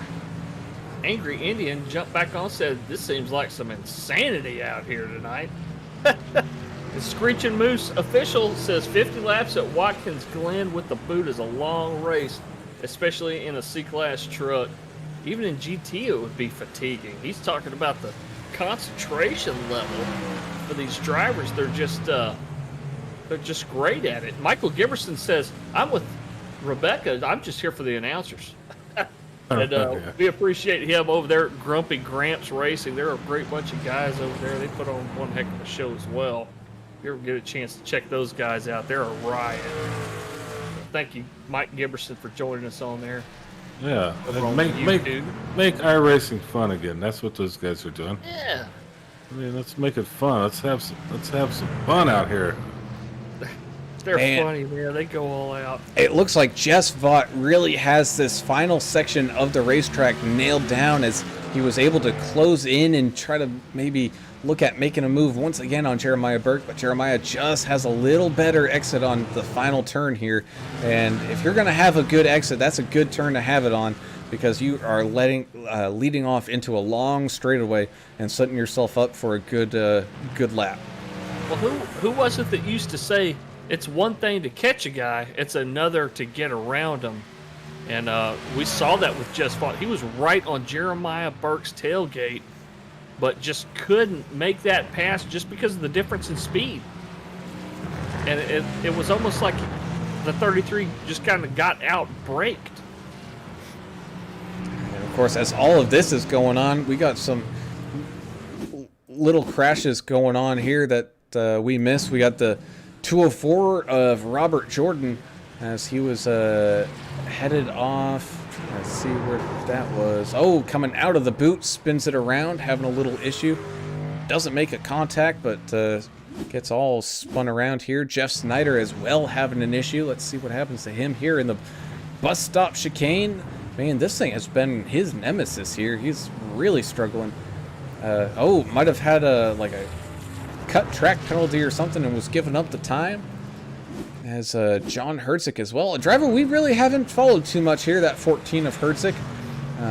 Coming out of that boot here and did as much as he could. Oh, hard impact into that inside wall. Ooh, almost taking that Captain Crunch machine with him. But just loses it coming out of the boot and onto that short chute and hard impact. He's still stuck there for a little bit here and finally is able to get it turned around. And that front end has seen better days.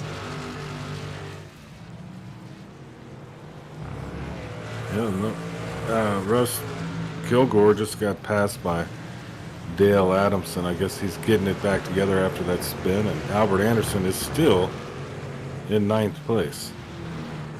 Yeah, I don't think he was able to get all his lap back that he was trying to get as he was coming out of the pits, so he was still quite a good ways away from this field as he makes a pass to try to get around that lap truck, the 91 of Rob Green. But man, Albert Anderson, you got to give the guy a heck ton of credit. And I mean, some days you just show up at a track that you know you're just going to struggle at, and you just got to suck it up and put laps down, man. He has done a great job of it. He's had a couple incidences here and there, going off track and whatnot, but either way, he's kept it fairly clean and just trucking away here and looking like he's going to secure a pretty solid top 10 finish. But did he die? See, that's what you got to ask at a race like this. Did you die? If you didn't, then, you're going to finish somewhere above some people that did. I mean, stay safe, stay consistent, take care of your truck. Don't get engine damage or wheel damage. Save the fast repair for when you really need it. If you don't die, you're going to be okay here. And it looks like Anderson's living that mantra right now. As the 257 goes for a wild ride coming into the toe section of the boot. Jeffrey Ottinger having issue as well. Let's see what happens here with Jeffrey through the bus stop chicane. Looking pretty clear. Nothing too crazy. Up until the exit, he gets a little loose. He's able to really save it before it gets too far away from him, but still has just that little bit of an issue. Russ Endicott comes down to pit once again. Davey Hendricks joining us over on YouTube. If you guys follow MDOT at all, you know who Davey Hendricks is. He's one of the most talented drivers over there in that league. He says, I just like to come on here and watch the road courses. Yeah, I think he'd do pretty well over here on this road course. If it's got 4 wheels and a steering wheel, yeah, he can drive it.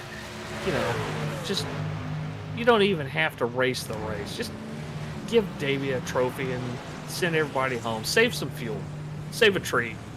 Save some carbon credits or whatever. Just give him the trophy. Send everybody home. Some days it feels like that when he's out on the track. It really does.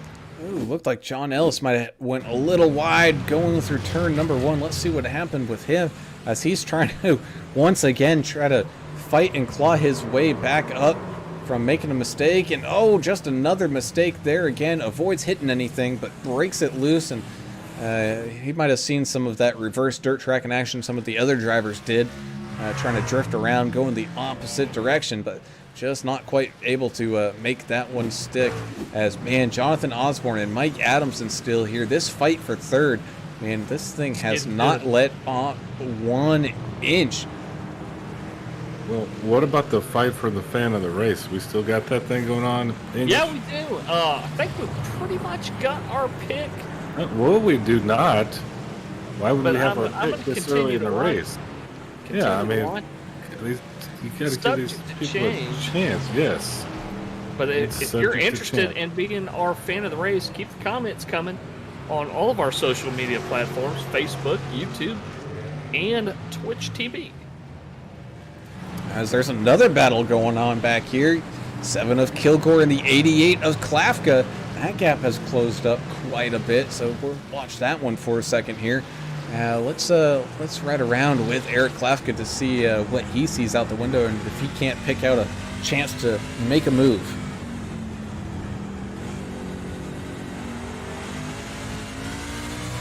Who did that song, Looking at the World Through a Windshield? Who did that one? Is that Dave Dudley or somebody? That's what we're Probably. doing here. That goes way back, yeah. The problem is half of that windshield's blocked by some of that hood that's been crumpled up, and that might be causing some issues for that 88 as he continues to drive it, though, fairly well, trying to keep it close to that 7 of Russ Kilgore. While we were watching that, Russell Endicott having another issue here. Let's see, coming up the toe portion. Looked pretty clean. Oh, well, it was clean until he put 2 tires off into the grass, and it just spins on him. We mentioned that earlier. You've got to keep all the tires on the racing surface, otherwise, man, you're in for a wild ride. And then just behind that was the 91 of Rob Green having an issue as well. Oh, just scraping that inside wall, loses it in that toe section. Oh, man, he took him a good second before he could really get that thing under control, doing a little figure 8 to get it back going in the correct direction, as that section of the track is quite narrow, but off and running he goes once again. It's Del Reeves. I got my trucker It was music a whole artist mixed up there, decade with trucker music, I think. Yeah. Jess Vaught is coming down into the pits. Well, here we go. What did we say, lap 38? You said Yeah, 38. pretty close. Well, it'll be the start of It's 37 here. a little shorter, so. Now, this is.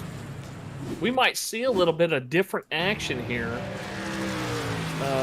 Guys wanting maybe some newer tires late. I don't know if we'll see Burke pit.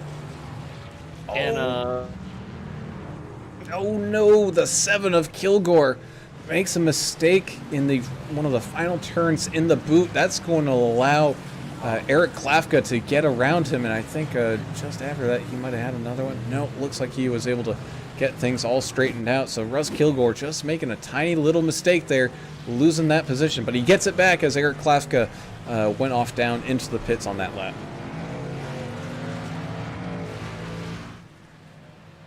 Man, there's a funny comment on Twitch I see. Oh, it's screeching loose. This guy's on fire tonight. yeah, he is. He's talking about beer. This is a pretty long. read it? How's it? Yeah, go ahead and read it. I can't read. He says, this is pretty long. How's a driver supposed to open his backup beer when he's got to turn right and shift all the time? Well, that's think called he- lack of planning, Screeching Moose. What? Yeah. One backup beer? That's all you got? One backup beer? Ooh, as we You got should a you should have an insulated thermos full of beer and a straw. man, as we got a battle going on back here for 4th and 5th, John Ellis and Dale Adamson, 2 very quick drivers here tonight. Both drivers just making little mistakes to kind of put them where they are currently, but they're having a pretty good fight as they make it through the heel turn of the boot, now trying to make it to the tricky exit. Oh, both drivers being very cautious here. Dale just getting those rear end tires just a little loose. Losing a little bit of time there, but is able to keep it together from spinning too much as Jeremiah Burke comes down into the pit. So that means Jonathan Osborne is going to lead a lap. Oh, it's getting messy here as we're having a fight for the lead between Jonathan Osborne and Mike Adamson with some lap traffic around them. They were side by side, splitting drivers left and right. One of those drivers was Albert Anderson. Ooh, man, if you were Albert, I bet you were just gripping that wheel tight and saying, don't mess up, don't mess up, not now. And all that racing action got in the way of all our beer talk. I like your idea, English, or at least a beer helmet, have a couple Yeah, something. You got to plan lined ahead. up with some straws. And like I say, when we come down into crunch time here with the green-white checkers, oh man, it's the 204 goes for a wild ride in turn number 1. You got to strap buckle up, strap on that drinking helmet, and throw inhibition out the window. That's the only way to do it. As the battle for this lead continues to go on and heat up. Man, Jonathan Osborne trying to hold off that 51 of Mike Adamson, who's really looking to make a good week of racing here. Getting a great result last night, looking to pick up another good result here as well. I think Osborne just called out his pits. I think he's going to be coming down when he gets a chance.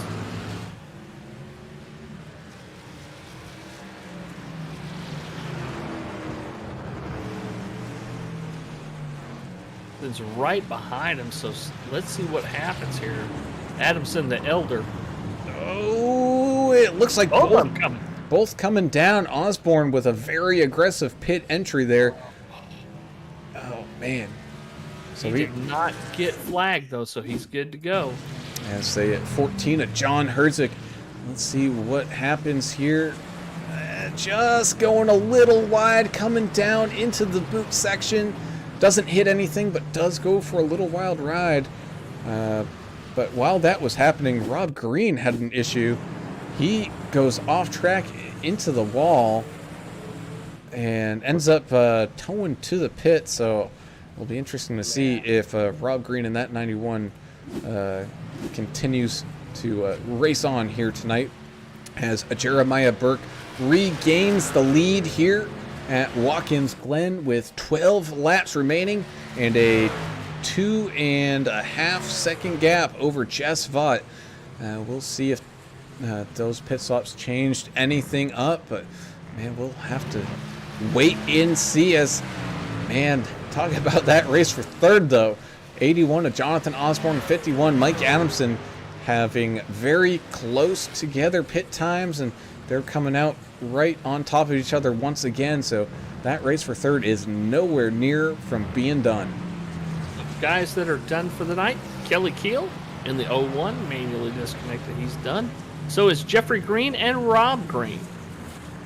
I didn't know Rob Green was, it's Jeffrey Green I didn't know was racing. He might have been a spotter or something. I was going to say, that might have been a viewer. Well, as all that was happening, Jeremiah Burke, as he was coming into the final corner, got kind of clipped there by the number 204. A little racing incident. Ended up the back end of his truck, but man, he held it. Kept on trucking, so he's the leader, as he has been most of this race. Adam Strom, our beer drinking buddy up there in Minnesota, saying, "Man, that's a massive rookie mistake." Rookie mistake. You're been ice fishing with Adam Strom apparently. Hey, you're cutting out there, Mr. English. Yeah, get your cords set up over there. Buddy. Yeah, it's all right. Now? Yeah, we're good hear now. you now. I said Adam Strom, our beer drinking buddy over there in Minnesota, says that it's a massive rookie mistake by only having one backup beer. Apparently, the folks looking for backup beers never been ice fishing with Adam Strom. Apparently not. As we were watching this battle between the 81 and the 51, both trucks, as they were headed through the second to last corner, went extremely wide. So you can tell both guys are pushing this thing to the absolute limit, not giving each other a single inch of edge. But as of right now, Jonathan Osborne has a little bit of that gap, just over a second and a half. Reaching Moose brought up something very important. He says, big brain strategy, mini fridge full of beer right next to your sim rig. I wish I could send you a picture on Twitch, because that's exactly what I'm looking at. Oh, 214 goes around with a little help from the 221. Oh, there you go. Might have something for you there, Turner. Oh, I don't think they're fighting. They apologized. Everybody's so nice. Yeah, it looks like the 221 was catching up a little quicker than you might have thought to the 214. He did try to go around him wide. Maybe the 214 trying to, be a little slower and let him by safely. through the carousel section of that track, but just snagging that outside quarter of the bumper. And if you say apologies have been had, then I think everything is A-okay out there. No fighting, man. Everything's so calm tonight. I hadn't heard anybody scream at anybody, which is probably good, but you know how I like them to kind of get Western. Earl Evans with a hard impact into the tires here. Let's see what happens with him. This is coming down into the boot, off into the marbles, and man, like I said, once when you get into those marbles on the outside of that corner, man, it is almost impossible to make that turn, and that's even in a car that's got downforce, let alone one of these big honking brakes. Kind of along for the ride at that point, just pushing way up through there. There's really nothing you can do. Jeffrey Ottinger also having an issue here. It looks like that turn coming out of the boot strikes again. Oh, trying to get it all checked up. Thankfully, oh man, just getting out into those marbles. He did the smart thing. He just kept that steering wheel straight and applied just enough brake to prevent from locking up, but enough to slow him down. And he was able to avoid getting into that outside wall.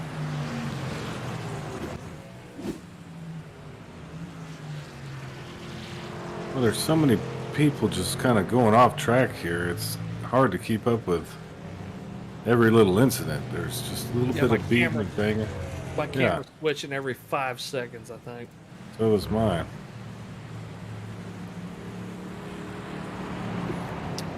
Let's see. Did you say Robert Jordan and Rob Green have called it a race? So I do not. No, I did not. I think I said Rob Green, but I didn't know that Robert Jordan also had left. I'm not seeing them currently out on the track, and they haven't been out there for quite some time. So a couple guys who were not having that great of a night finally calling it quits. As here we go, a little race for position. Dale Adamson makes a pass on Eric Klafka, and man, he makes that one look easy. Squeezes right around him as they were coming down into the boot, down a little section there before that toe turn, but he was able to sneak right around.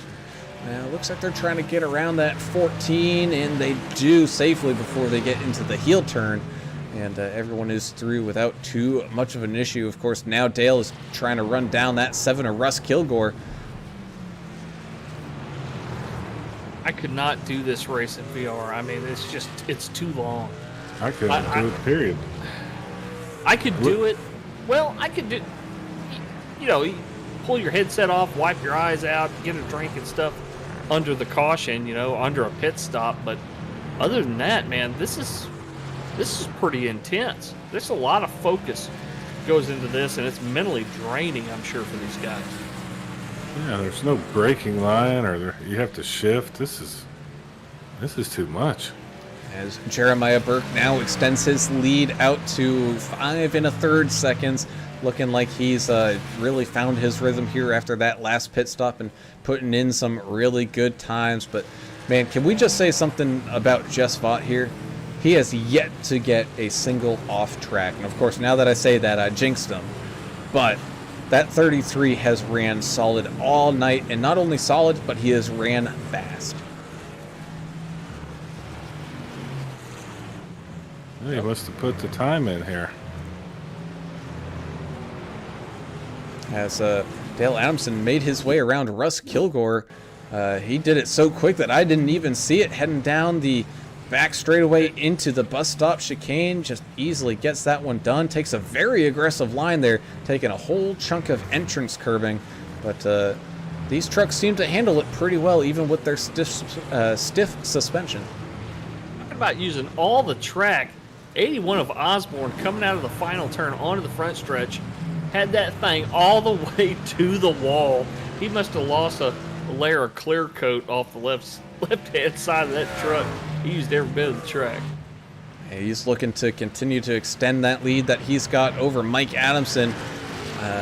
Only about 1.5 seconds, and we know, especially these road courses, one tiny little mistake in that 1.5 seconds suddenly becomes a loss of time and a loss of position. So he's really trying to keep it clean here, as well as quick, as that truck gets a little bit of air as he takes a lot of curving as well. Kilgore just got really sideways coming out of the boot section into that chute. Yeah, but he's having a heck of a race, though. Really running well. Yeah, let's watch here. It's a He lost 14. 2 positions. 14 of John Hertzik might have gone for a little bit of a wild ride here. Yep, coming out of that boot. Just, man, that truck does not like that corner. And I don't blame him. I don't like that corner either. And then as he tries to get back going again, he almost loses it again right in front of our good friend there. And I believe that is Earl Evans. Yep. So, but able to squeak on by. Chan the Man 72 joining us on YouTube saying, "Let's go, Burt." And Eric Klafka. Oh, no. Has a problem. Around that very tricky turn we were just mentioning, that exit turn coming out of the boot, and he was doing so well, not having really any big time mistakes, but he saw that he was getting loose and just got on those brakes and locked it down right then and there. But everything man, was looking so good for Mike Adamson there. Still has time to make up that ground, but really the probably biggest mistake that we've seen from him, and that really wasn't all that big of a mistake. No, but he sees third place just slipping away farther and farther ahead of him. Jonathan Osborne's running around here. He's not really making mistakes. Adamson's a couple seconds off the pace. I'm sure he's frustrated. He's trying to push the truck hard. That's what happens when you kind of just start to lose your cool. I've been in that same situation, Mike. So, yeah, mistakes are going to happen when you're trying to push the truck. But still, a heck of a run for Adamson in 51 tonight. And I mean, even still, I mean, would you complain? He's currently sitting in fourth. He's got about a 12 and a half second lead over John Ellis as of right now. If he finishes fourth, would you complain about a fourth place finish? Well, no, but you're a race car driver. You always want more. You know what I mean? Oh, of course. Not me. I think I would just want to finish this thing. You know? Survive it, man. This is a survival race.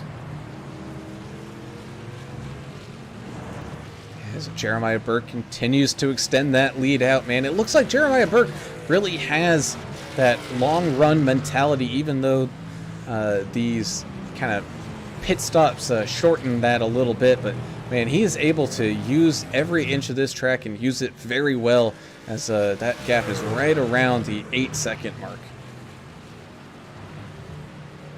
John Hertzik in that Power Stroke Ford machine really wide right there in turn 1, because he saw the 753 of Jeremiah Burke right behind him. Didn't want to hold up the leader. Good gentlemanly thing to do, stand out of the way.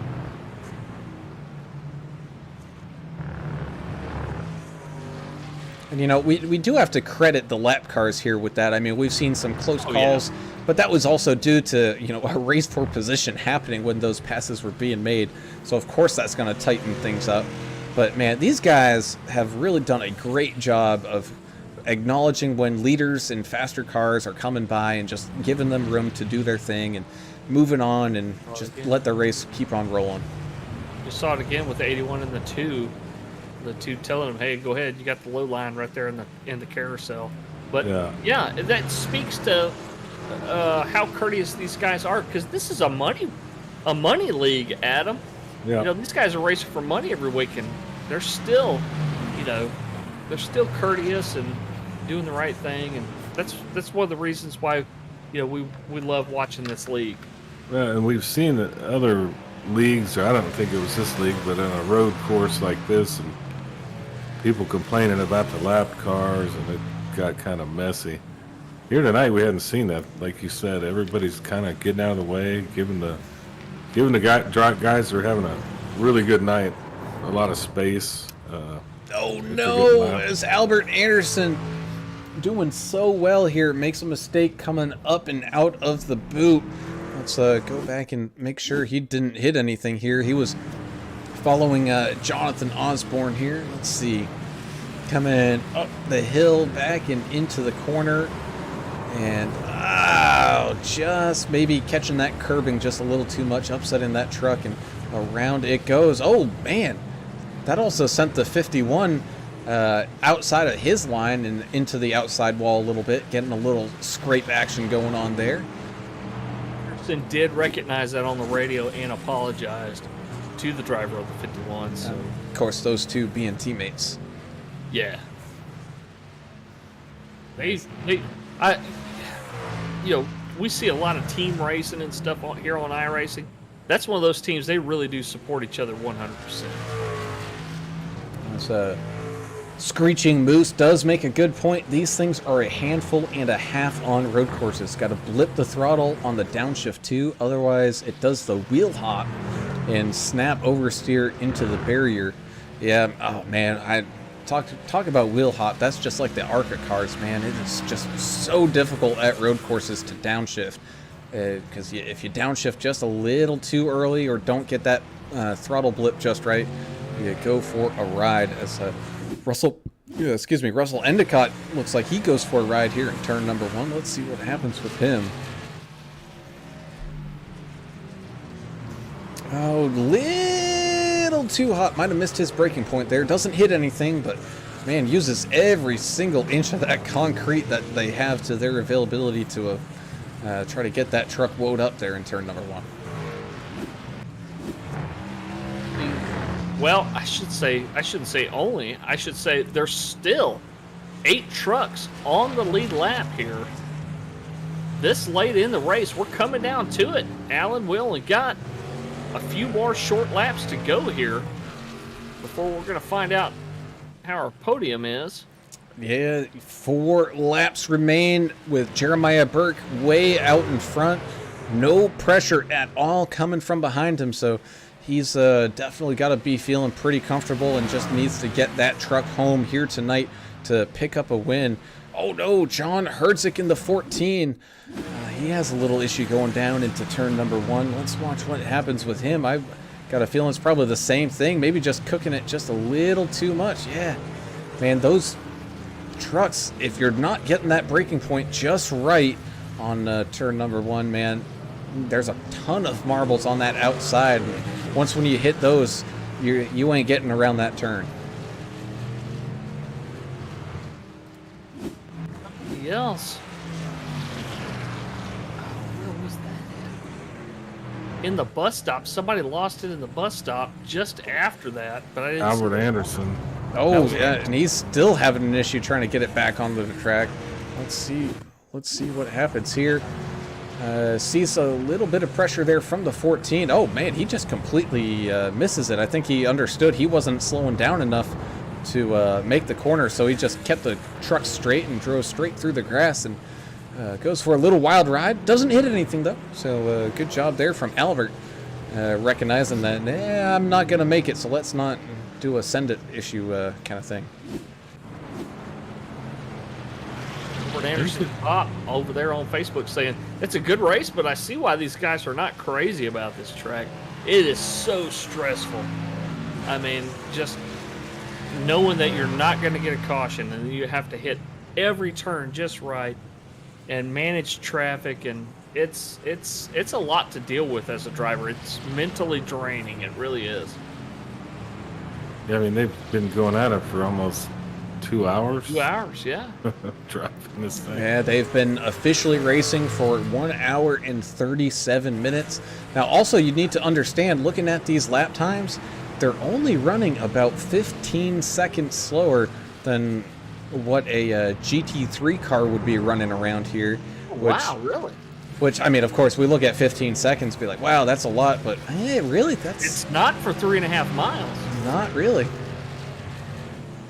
But I think that's also showing the straight line speed that these trucks actually have and the acceleration, as Albert Anderson using every inch of the turn 1 apron that he possibly can there.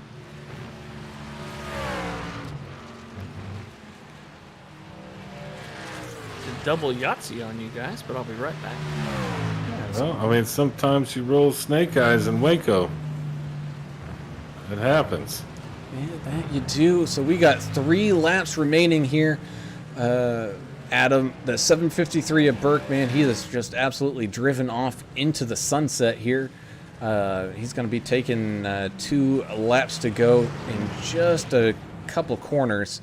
But talk about how much of a dominating performance it's been for that 753. Other than, for pit stops and, things like that, he's led every single lap of this race.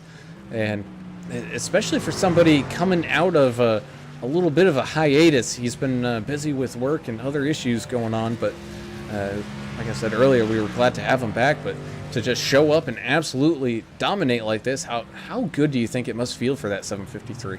I mean, it has to feel great. He must have put in a lot of practice.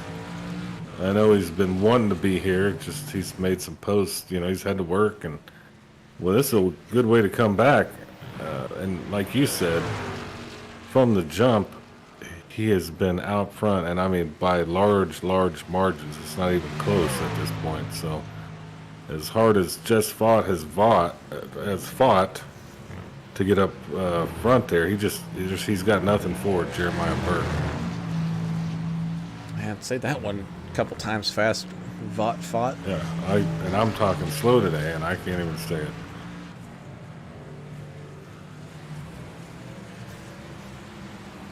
Yeah, so, but who else has put in just a great race? A couple guys. Jonathan Osborne, just amazing, doing what he's doing. Mike Adamson, John Ellis having a heck of a race. Just to be, not be lapped here, I think is pretty impressive, because these guys are running really fast out front. Well, same thing with Dale Adamson as well. We really haven't seen Dale up at the front too much at some of these races. Of course, now that we're focusing on him, he makes a mistake down into turn 1. But, he's had a very good race as well. He's had some great passes, a couple mistakes in there, here and there. But he's definitely shown that he's had some speed. Oh, yeah. He's definitely had some speed. Got a little sideways a couple times. I think it slowed him down, but pretty impressive out there. And either way, here we go. Jeremiah Burke making that final turn here down the front straightaway, taking it to the white flag. Here we go. Final lap here at Watkins Glen, as what has been a grueling grind. Basically a endurance race here. Clean through turn 1, now up through turn 2 and the S's. Looking to continue to just keep it calm, keep it under himself here, not make any big mistakes. He has 13, almost 14 seconds to the next guy behind him, so absolutely no pressure whatsoever. Just Fought as well. He's got a big gap, almost 7 seconds over Jonathan Osborne there. He's got a big gap to Mike Adamson. Everybody's kind of giving themselves as much room as possible here, so I don't think we're really going to have any close finishes as Russ Endicott goes for a little ride through some grass. But the 753 enters this boot for the final time, heading on down through the boot entry. Nice and smooth, no issues there. Yeah, these guys come to the end here. You got to think about these point standings, the shakeup we're about to see.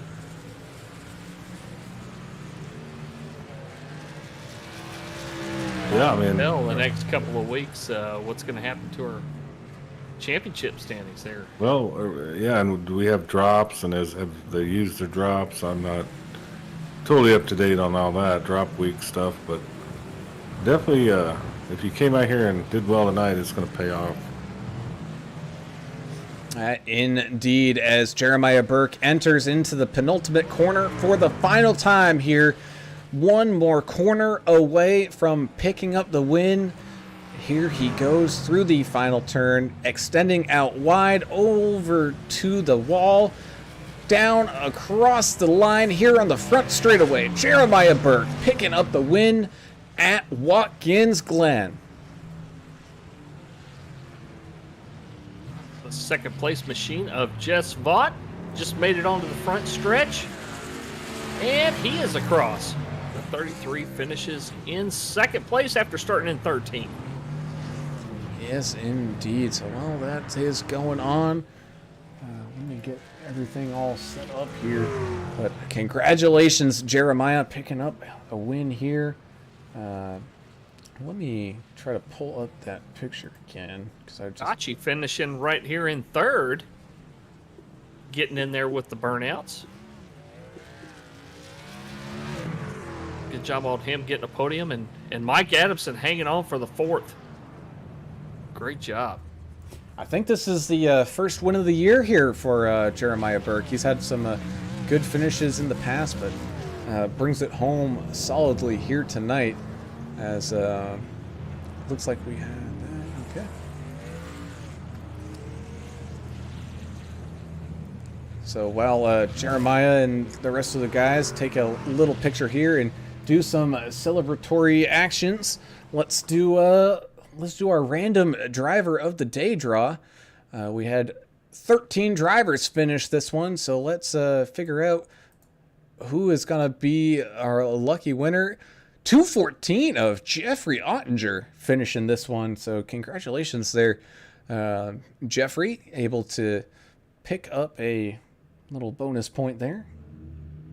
Yeah, and in addition to the random draw winner, we've got Screeching Moose Official on Twitch is your fan of the race. So thanks so much for all the input tonight. Thanks to all of the people that were on social media tonight commenting. It really was kind of close. So it just goes to show you that the more you comment, you know, the more you participate, the funnier you are, you know, it all goes into account. The more you say you love us, I mean, all that kind of stuff. That always helps. Yes, We love all y'all out there joining us. All the folks out there watching, we appreciate every one of them. Yeah, we do. Well, as these drivers get all lined up here, let's take a chat with our third place finisher here, and that's going to be the 81 of Jonathan Osborne. Man, Jonathan, you were looking very racy here in practice. Just not quite having enough in the long run, though, but a solid third place finish. Talk about that kind of last stage battle you had there with Mike Adamson, because, man, that one looked like it was going on for a while. Yeah, that battle right there before the last pit stop, I had a bunch of front end damage, and he was definitely faster than me, and I just tried to put the truck where I was parking it there on the apexes, trying to keep him behind me. Well, damn, Chachi, you had one heck of a run, man.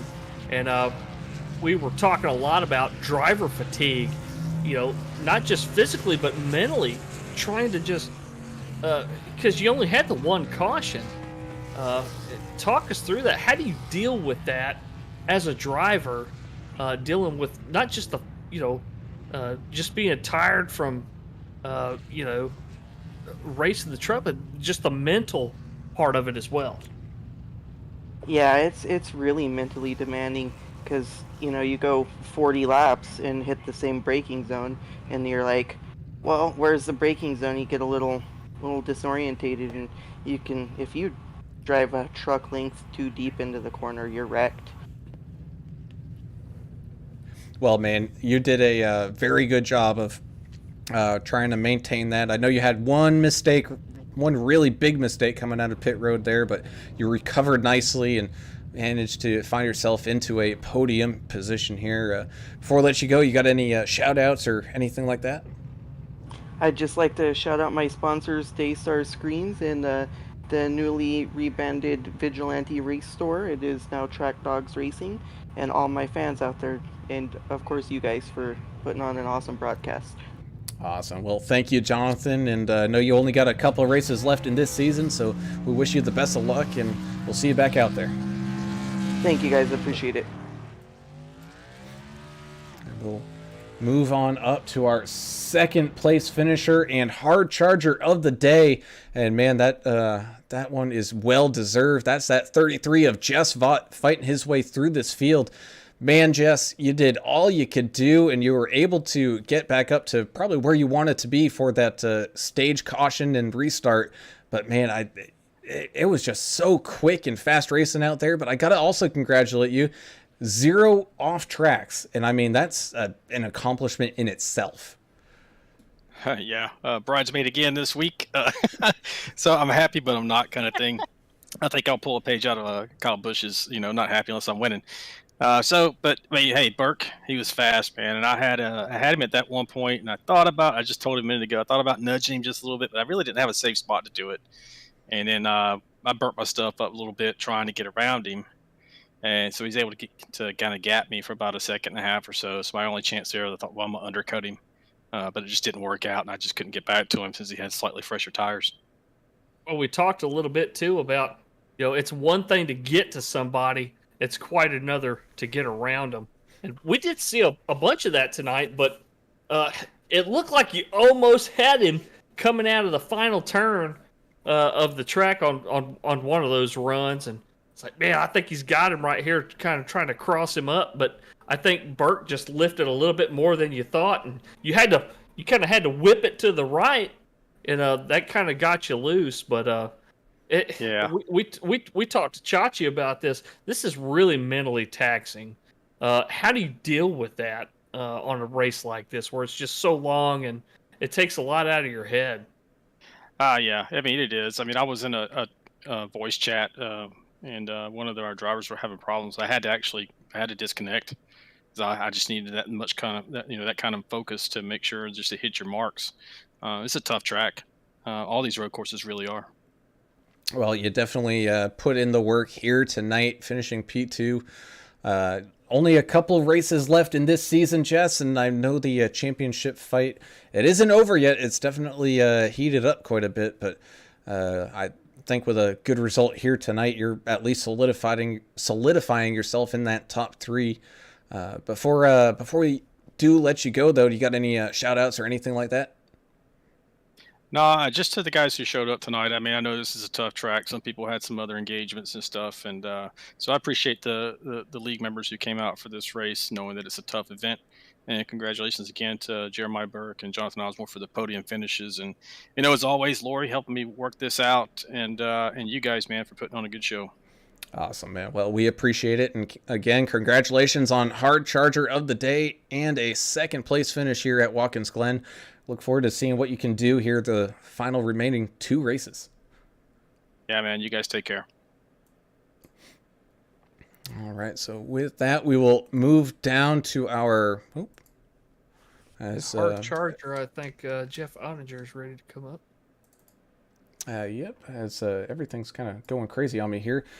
We got the 214 Jeffrey Ottinger. You got a copy here, buddy? Yeah. How you boys doing tonight? Man, we're doing pretty good. How are you doing? Because you had a few wild rides out there, but still a solid 12th place finish by the looks of it. I guess you can call that solid, but I tell you what, if every week was a road course, I'd have a lot of equipment for sale right now.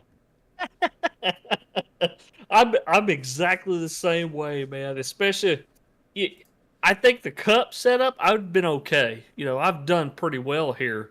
In an ARCA car, in an Xfinity car. I think I could probably do pretty well here in a truck. But when you add that boot in there, man, it's a whole different animal, isn't it? I tell you what, man, I'm a sweaty mess. I got blisters on my hands. Did not enjoy 1 second of it, but we got to do what we got to do. I don't know. It was not fun. Well, man, all that effort is turning out to be worth it because you're walking away with some little extra cash in that pocket. Even though you weren't on the podium, you got that lucky driver of the day, and finding that 214 there, at least all in one piece and across that finish line. That is a heck of an accomplishment. Before we let you go, you got any shout outs or anything like that? Well, I'll shout out to my wife and kids for putting up with my hobby here, and give you guys a shout out too for doing the broadcast. Awesome, man. Well, we appreciate it, and with 2 races left, we wish you the best of luck, and maybe we'll see you back up here. All right, guys. Hope so. Thanks. Thanks, brother. All right. So with that, we'll move on up to tonight's big time race winner. After taking a little hiatus, maybe doing a little Rocky Balboa training in the desert, we got Jeremiah Burke picking up the win here. Jeremiah, congratulations. I mean, that was just an absolute domination of a performance. Not really ever looking back once when you took the lead. I know you had a couple fights there with Osborne early, and then you had a couple fights there with Vought late. But man, oh man, it looked like it was going to be your race from the get-go. Man, thank you guys. Like you guys said, I've been gone a few weeks working in landfills. That was so much fun. It made me hungry to come back and race.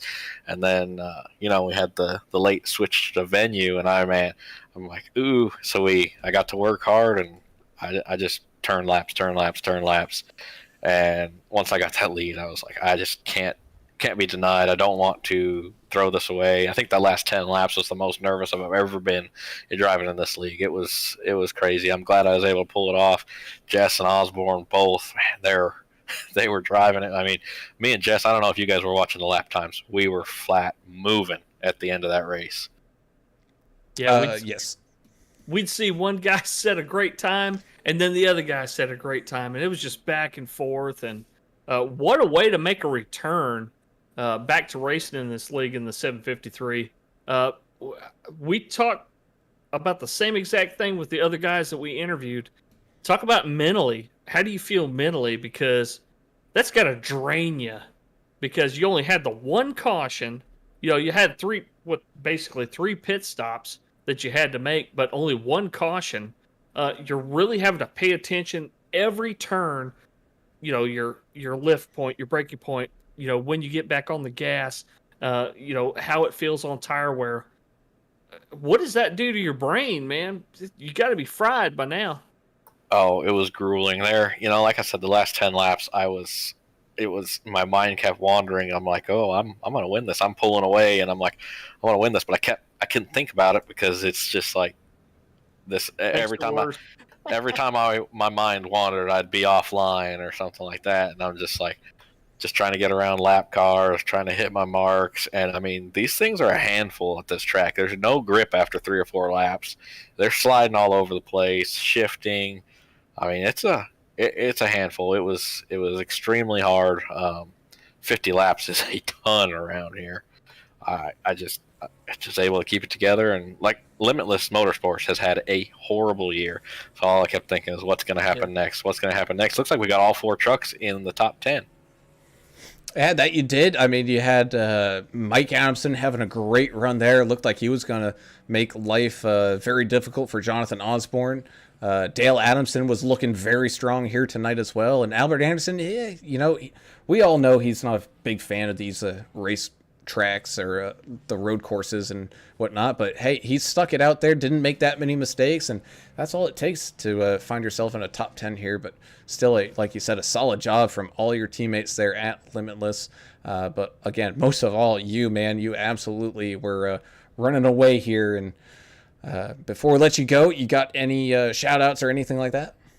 I just want to shout out all 4 of my teammates. They did good. I think Dale kept a cool head today, and he finished really good. That kid, once he starts figuring out how to put these races together and winning, we're not going to be able to keep up with him. Holy smokes, he was passing everybody, man. He's very aggressive, but he was doing it. That kid's got more talent in his pinky than I think a lot of us have in our whole bodies. He is super good, and I'm looking forward to seeing him mature and get faster, or just put these races together. He'll be winning. I'm thanks to all of them for their support, especially when I've been gone. We looking forward to the rest of the year, see if we can pick up a few more wins. There is no championship hunt anymore, but if we can pick up a few more wins and get in the All-Star race and just see what we can do next season. Yes, sir. Absolutely. Well, again, Jeremiah, congratulations. Welcome back. Race winner here at Watkins Glen. We wish you the best of luck here in the final couple races. Thank you, guys. Have a good one. All right. And with that concludes the race in action here tonight from Watkins Glen. And boys, it was a long one. It was a good one. Domination. We had close racing. We had just about everything here you could possibly think of. And these guys did a pretty good job of keeping it fairly clean and, just an all-around pretty solid race, especially for one here at a road course where things can go sideways really quick. Yeah, and tonight was great. Next week, something totally different. We're going to plate track racing. at Talladega, and then the following week, championship week, is going to be at Auto Club, which we've seen Vigilante Racing League do several races at Auto Club that were flag to flag. So I mean, it can be done. It's going to be something. I can't wait for the last couple of races of this season. It's going to be a blast, and I hope everybody that joined us tonight, tell your friends, tell your neighbors, and share the heck out of these races, because these last couple, they're going to be awesome to watch. I can't wait. Yeah, I agree. This was a tough one. I mean, it was just tough and grueling for them on the track, but kudos to the drivers that came out here tonight and put those laps in. Made for fun stories, fun races. It's great racing here tonight at the Vigilante Racing League. So looking forward to Dega next week. Absolutely. So as we wind things down here, let's talk about our final finishing order of this race. At 7:53, Jeremiah Burke finding his way onto that podium first place position, followed by the 33 of Jess Vaught, up 11 spots. I have a feeling it was probably even more than that, as he got a pretty good finish last week, so he had to fight through this entire field and did a great job of that. Jonathan Osborne looked very strong, but was still able to hold on to a third place finish podium here. Got the 51 of Mike Adamson as well, having a very strong race to finish in fourth. Got the 221 John Ellis, just kind of few little mistakes, man, just very tough to come back from that for him, but still a solid top 5 finish. The 254 Dale Adamson having a very, very strong race. Looking forward to see what he can do in the next couple here coming down the pipeline. You got the 88 Eric Klafka finishing here in 7th, having a great one. The 7 of Russ Kilgore having a few issues, but fights it off and ends up in 8th.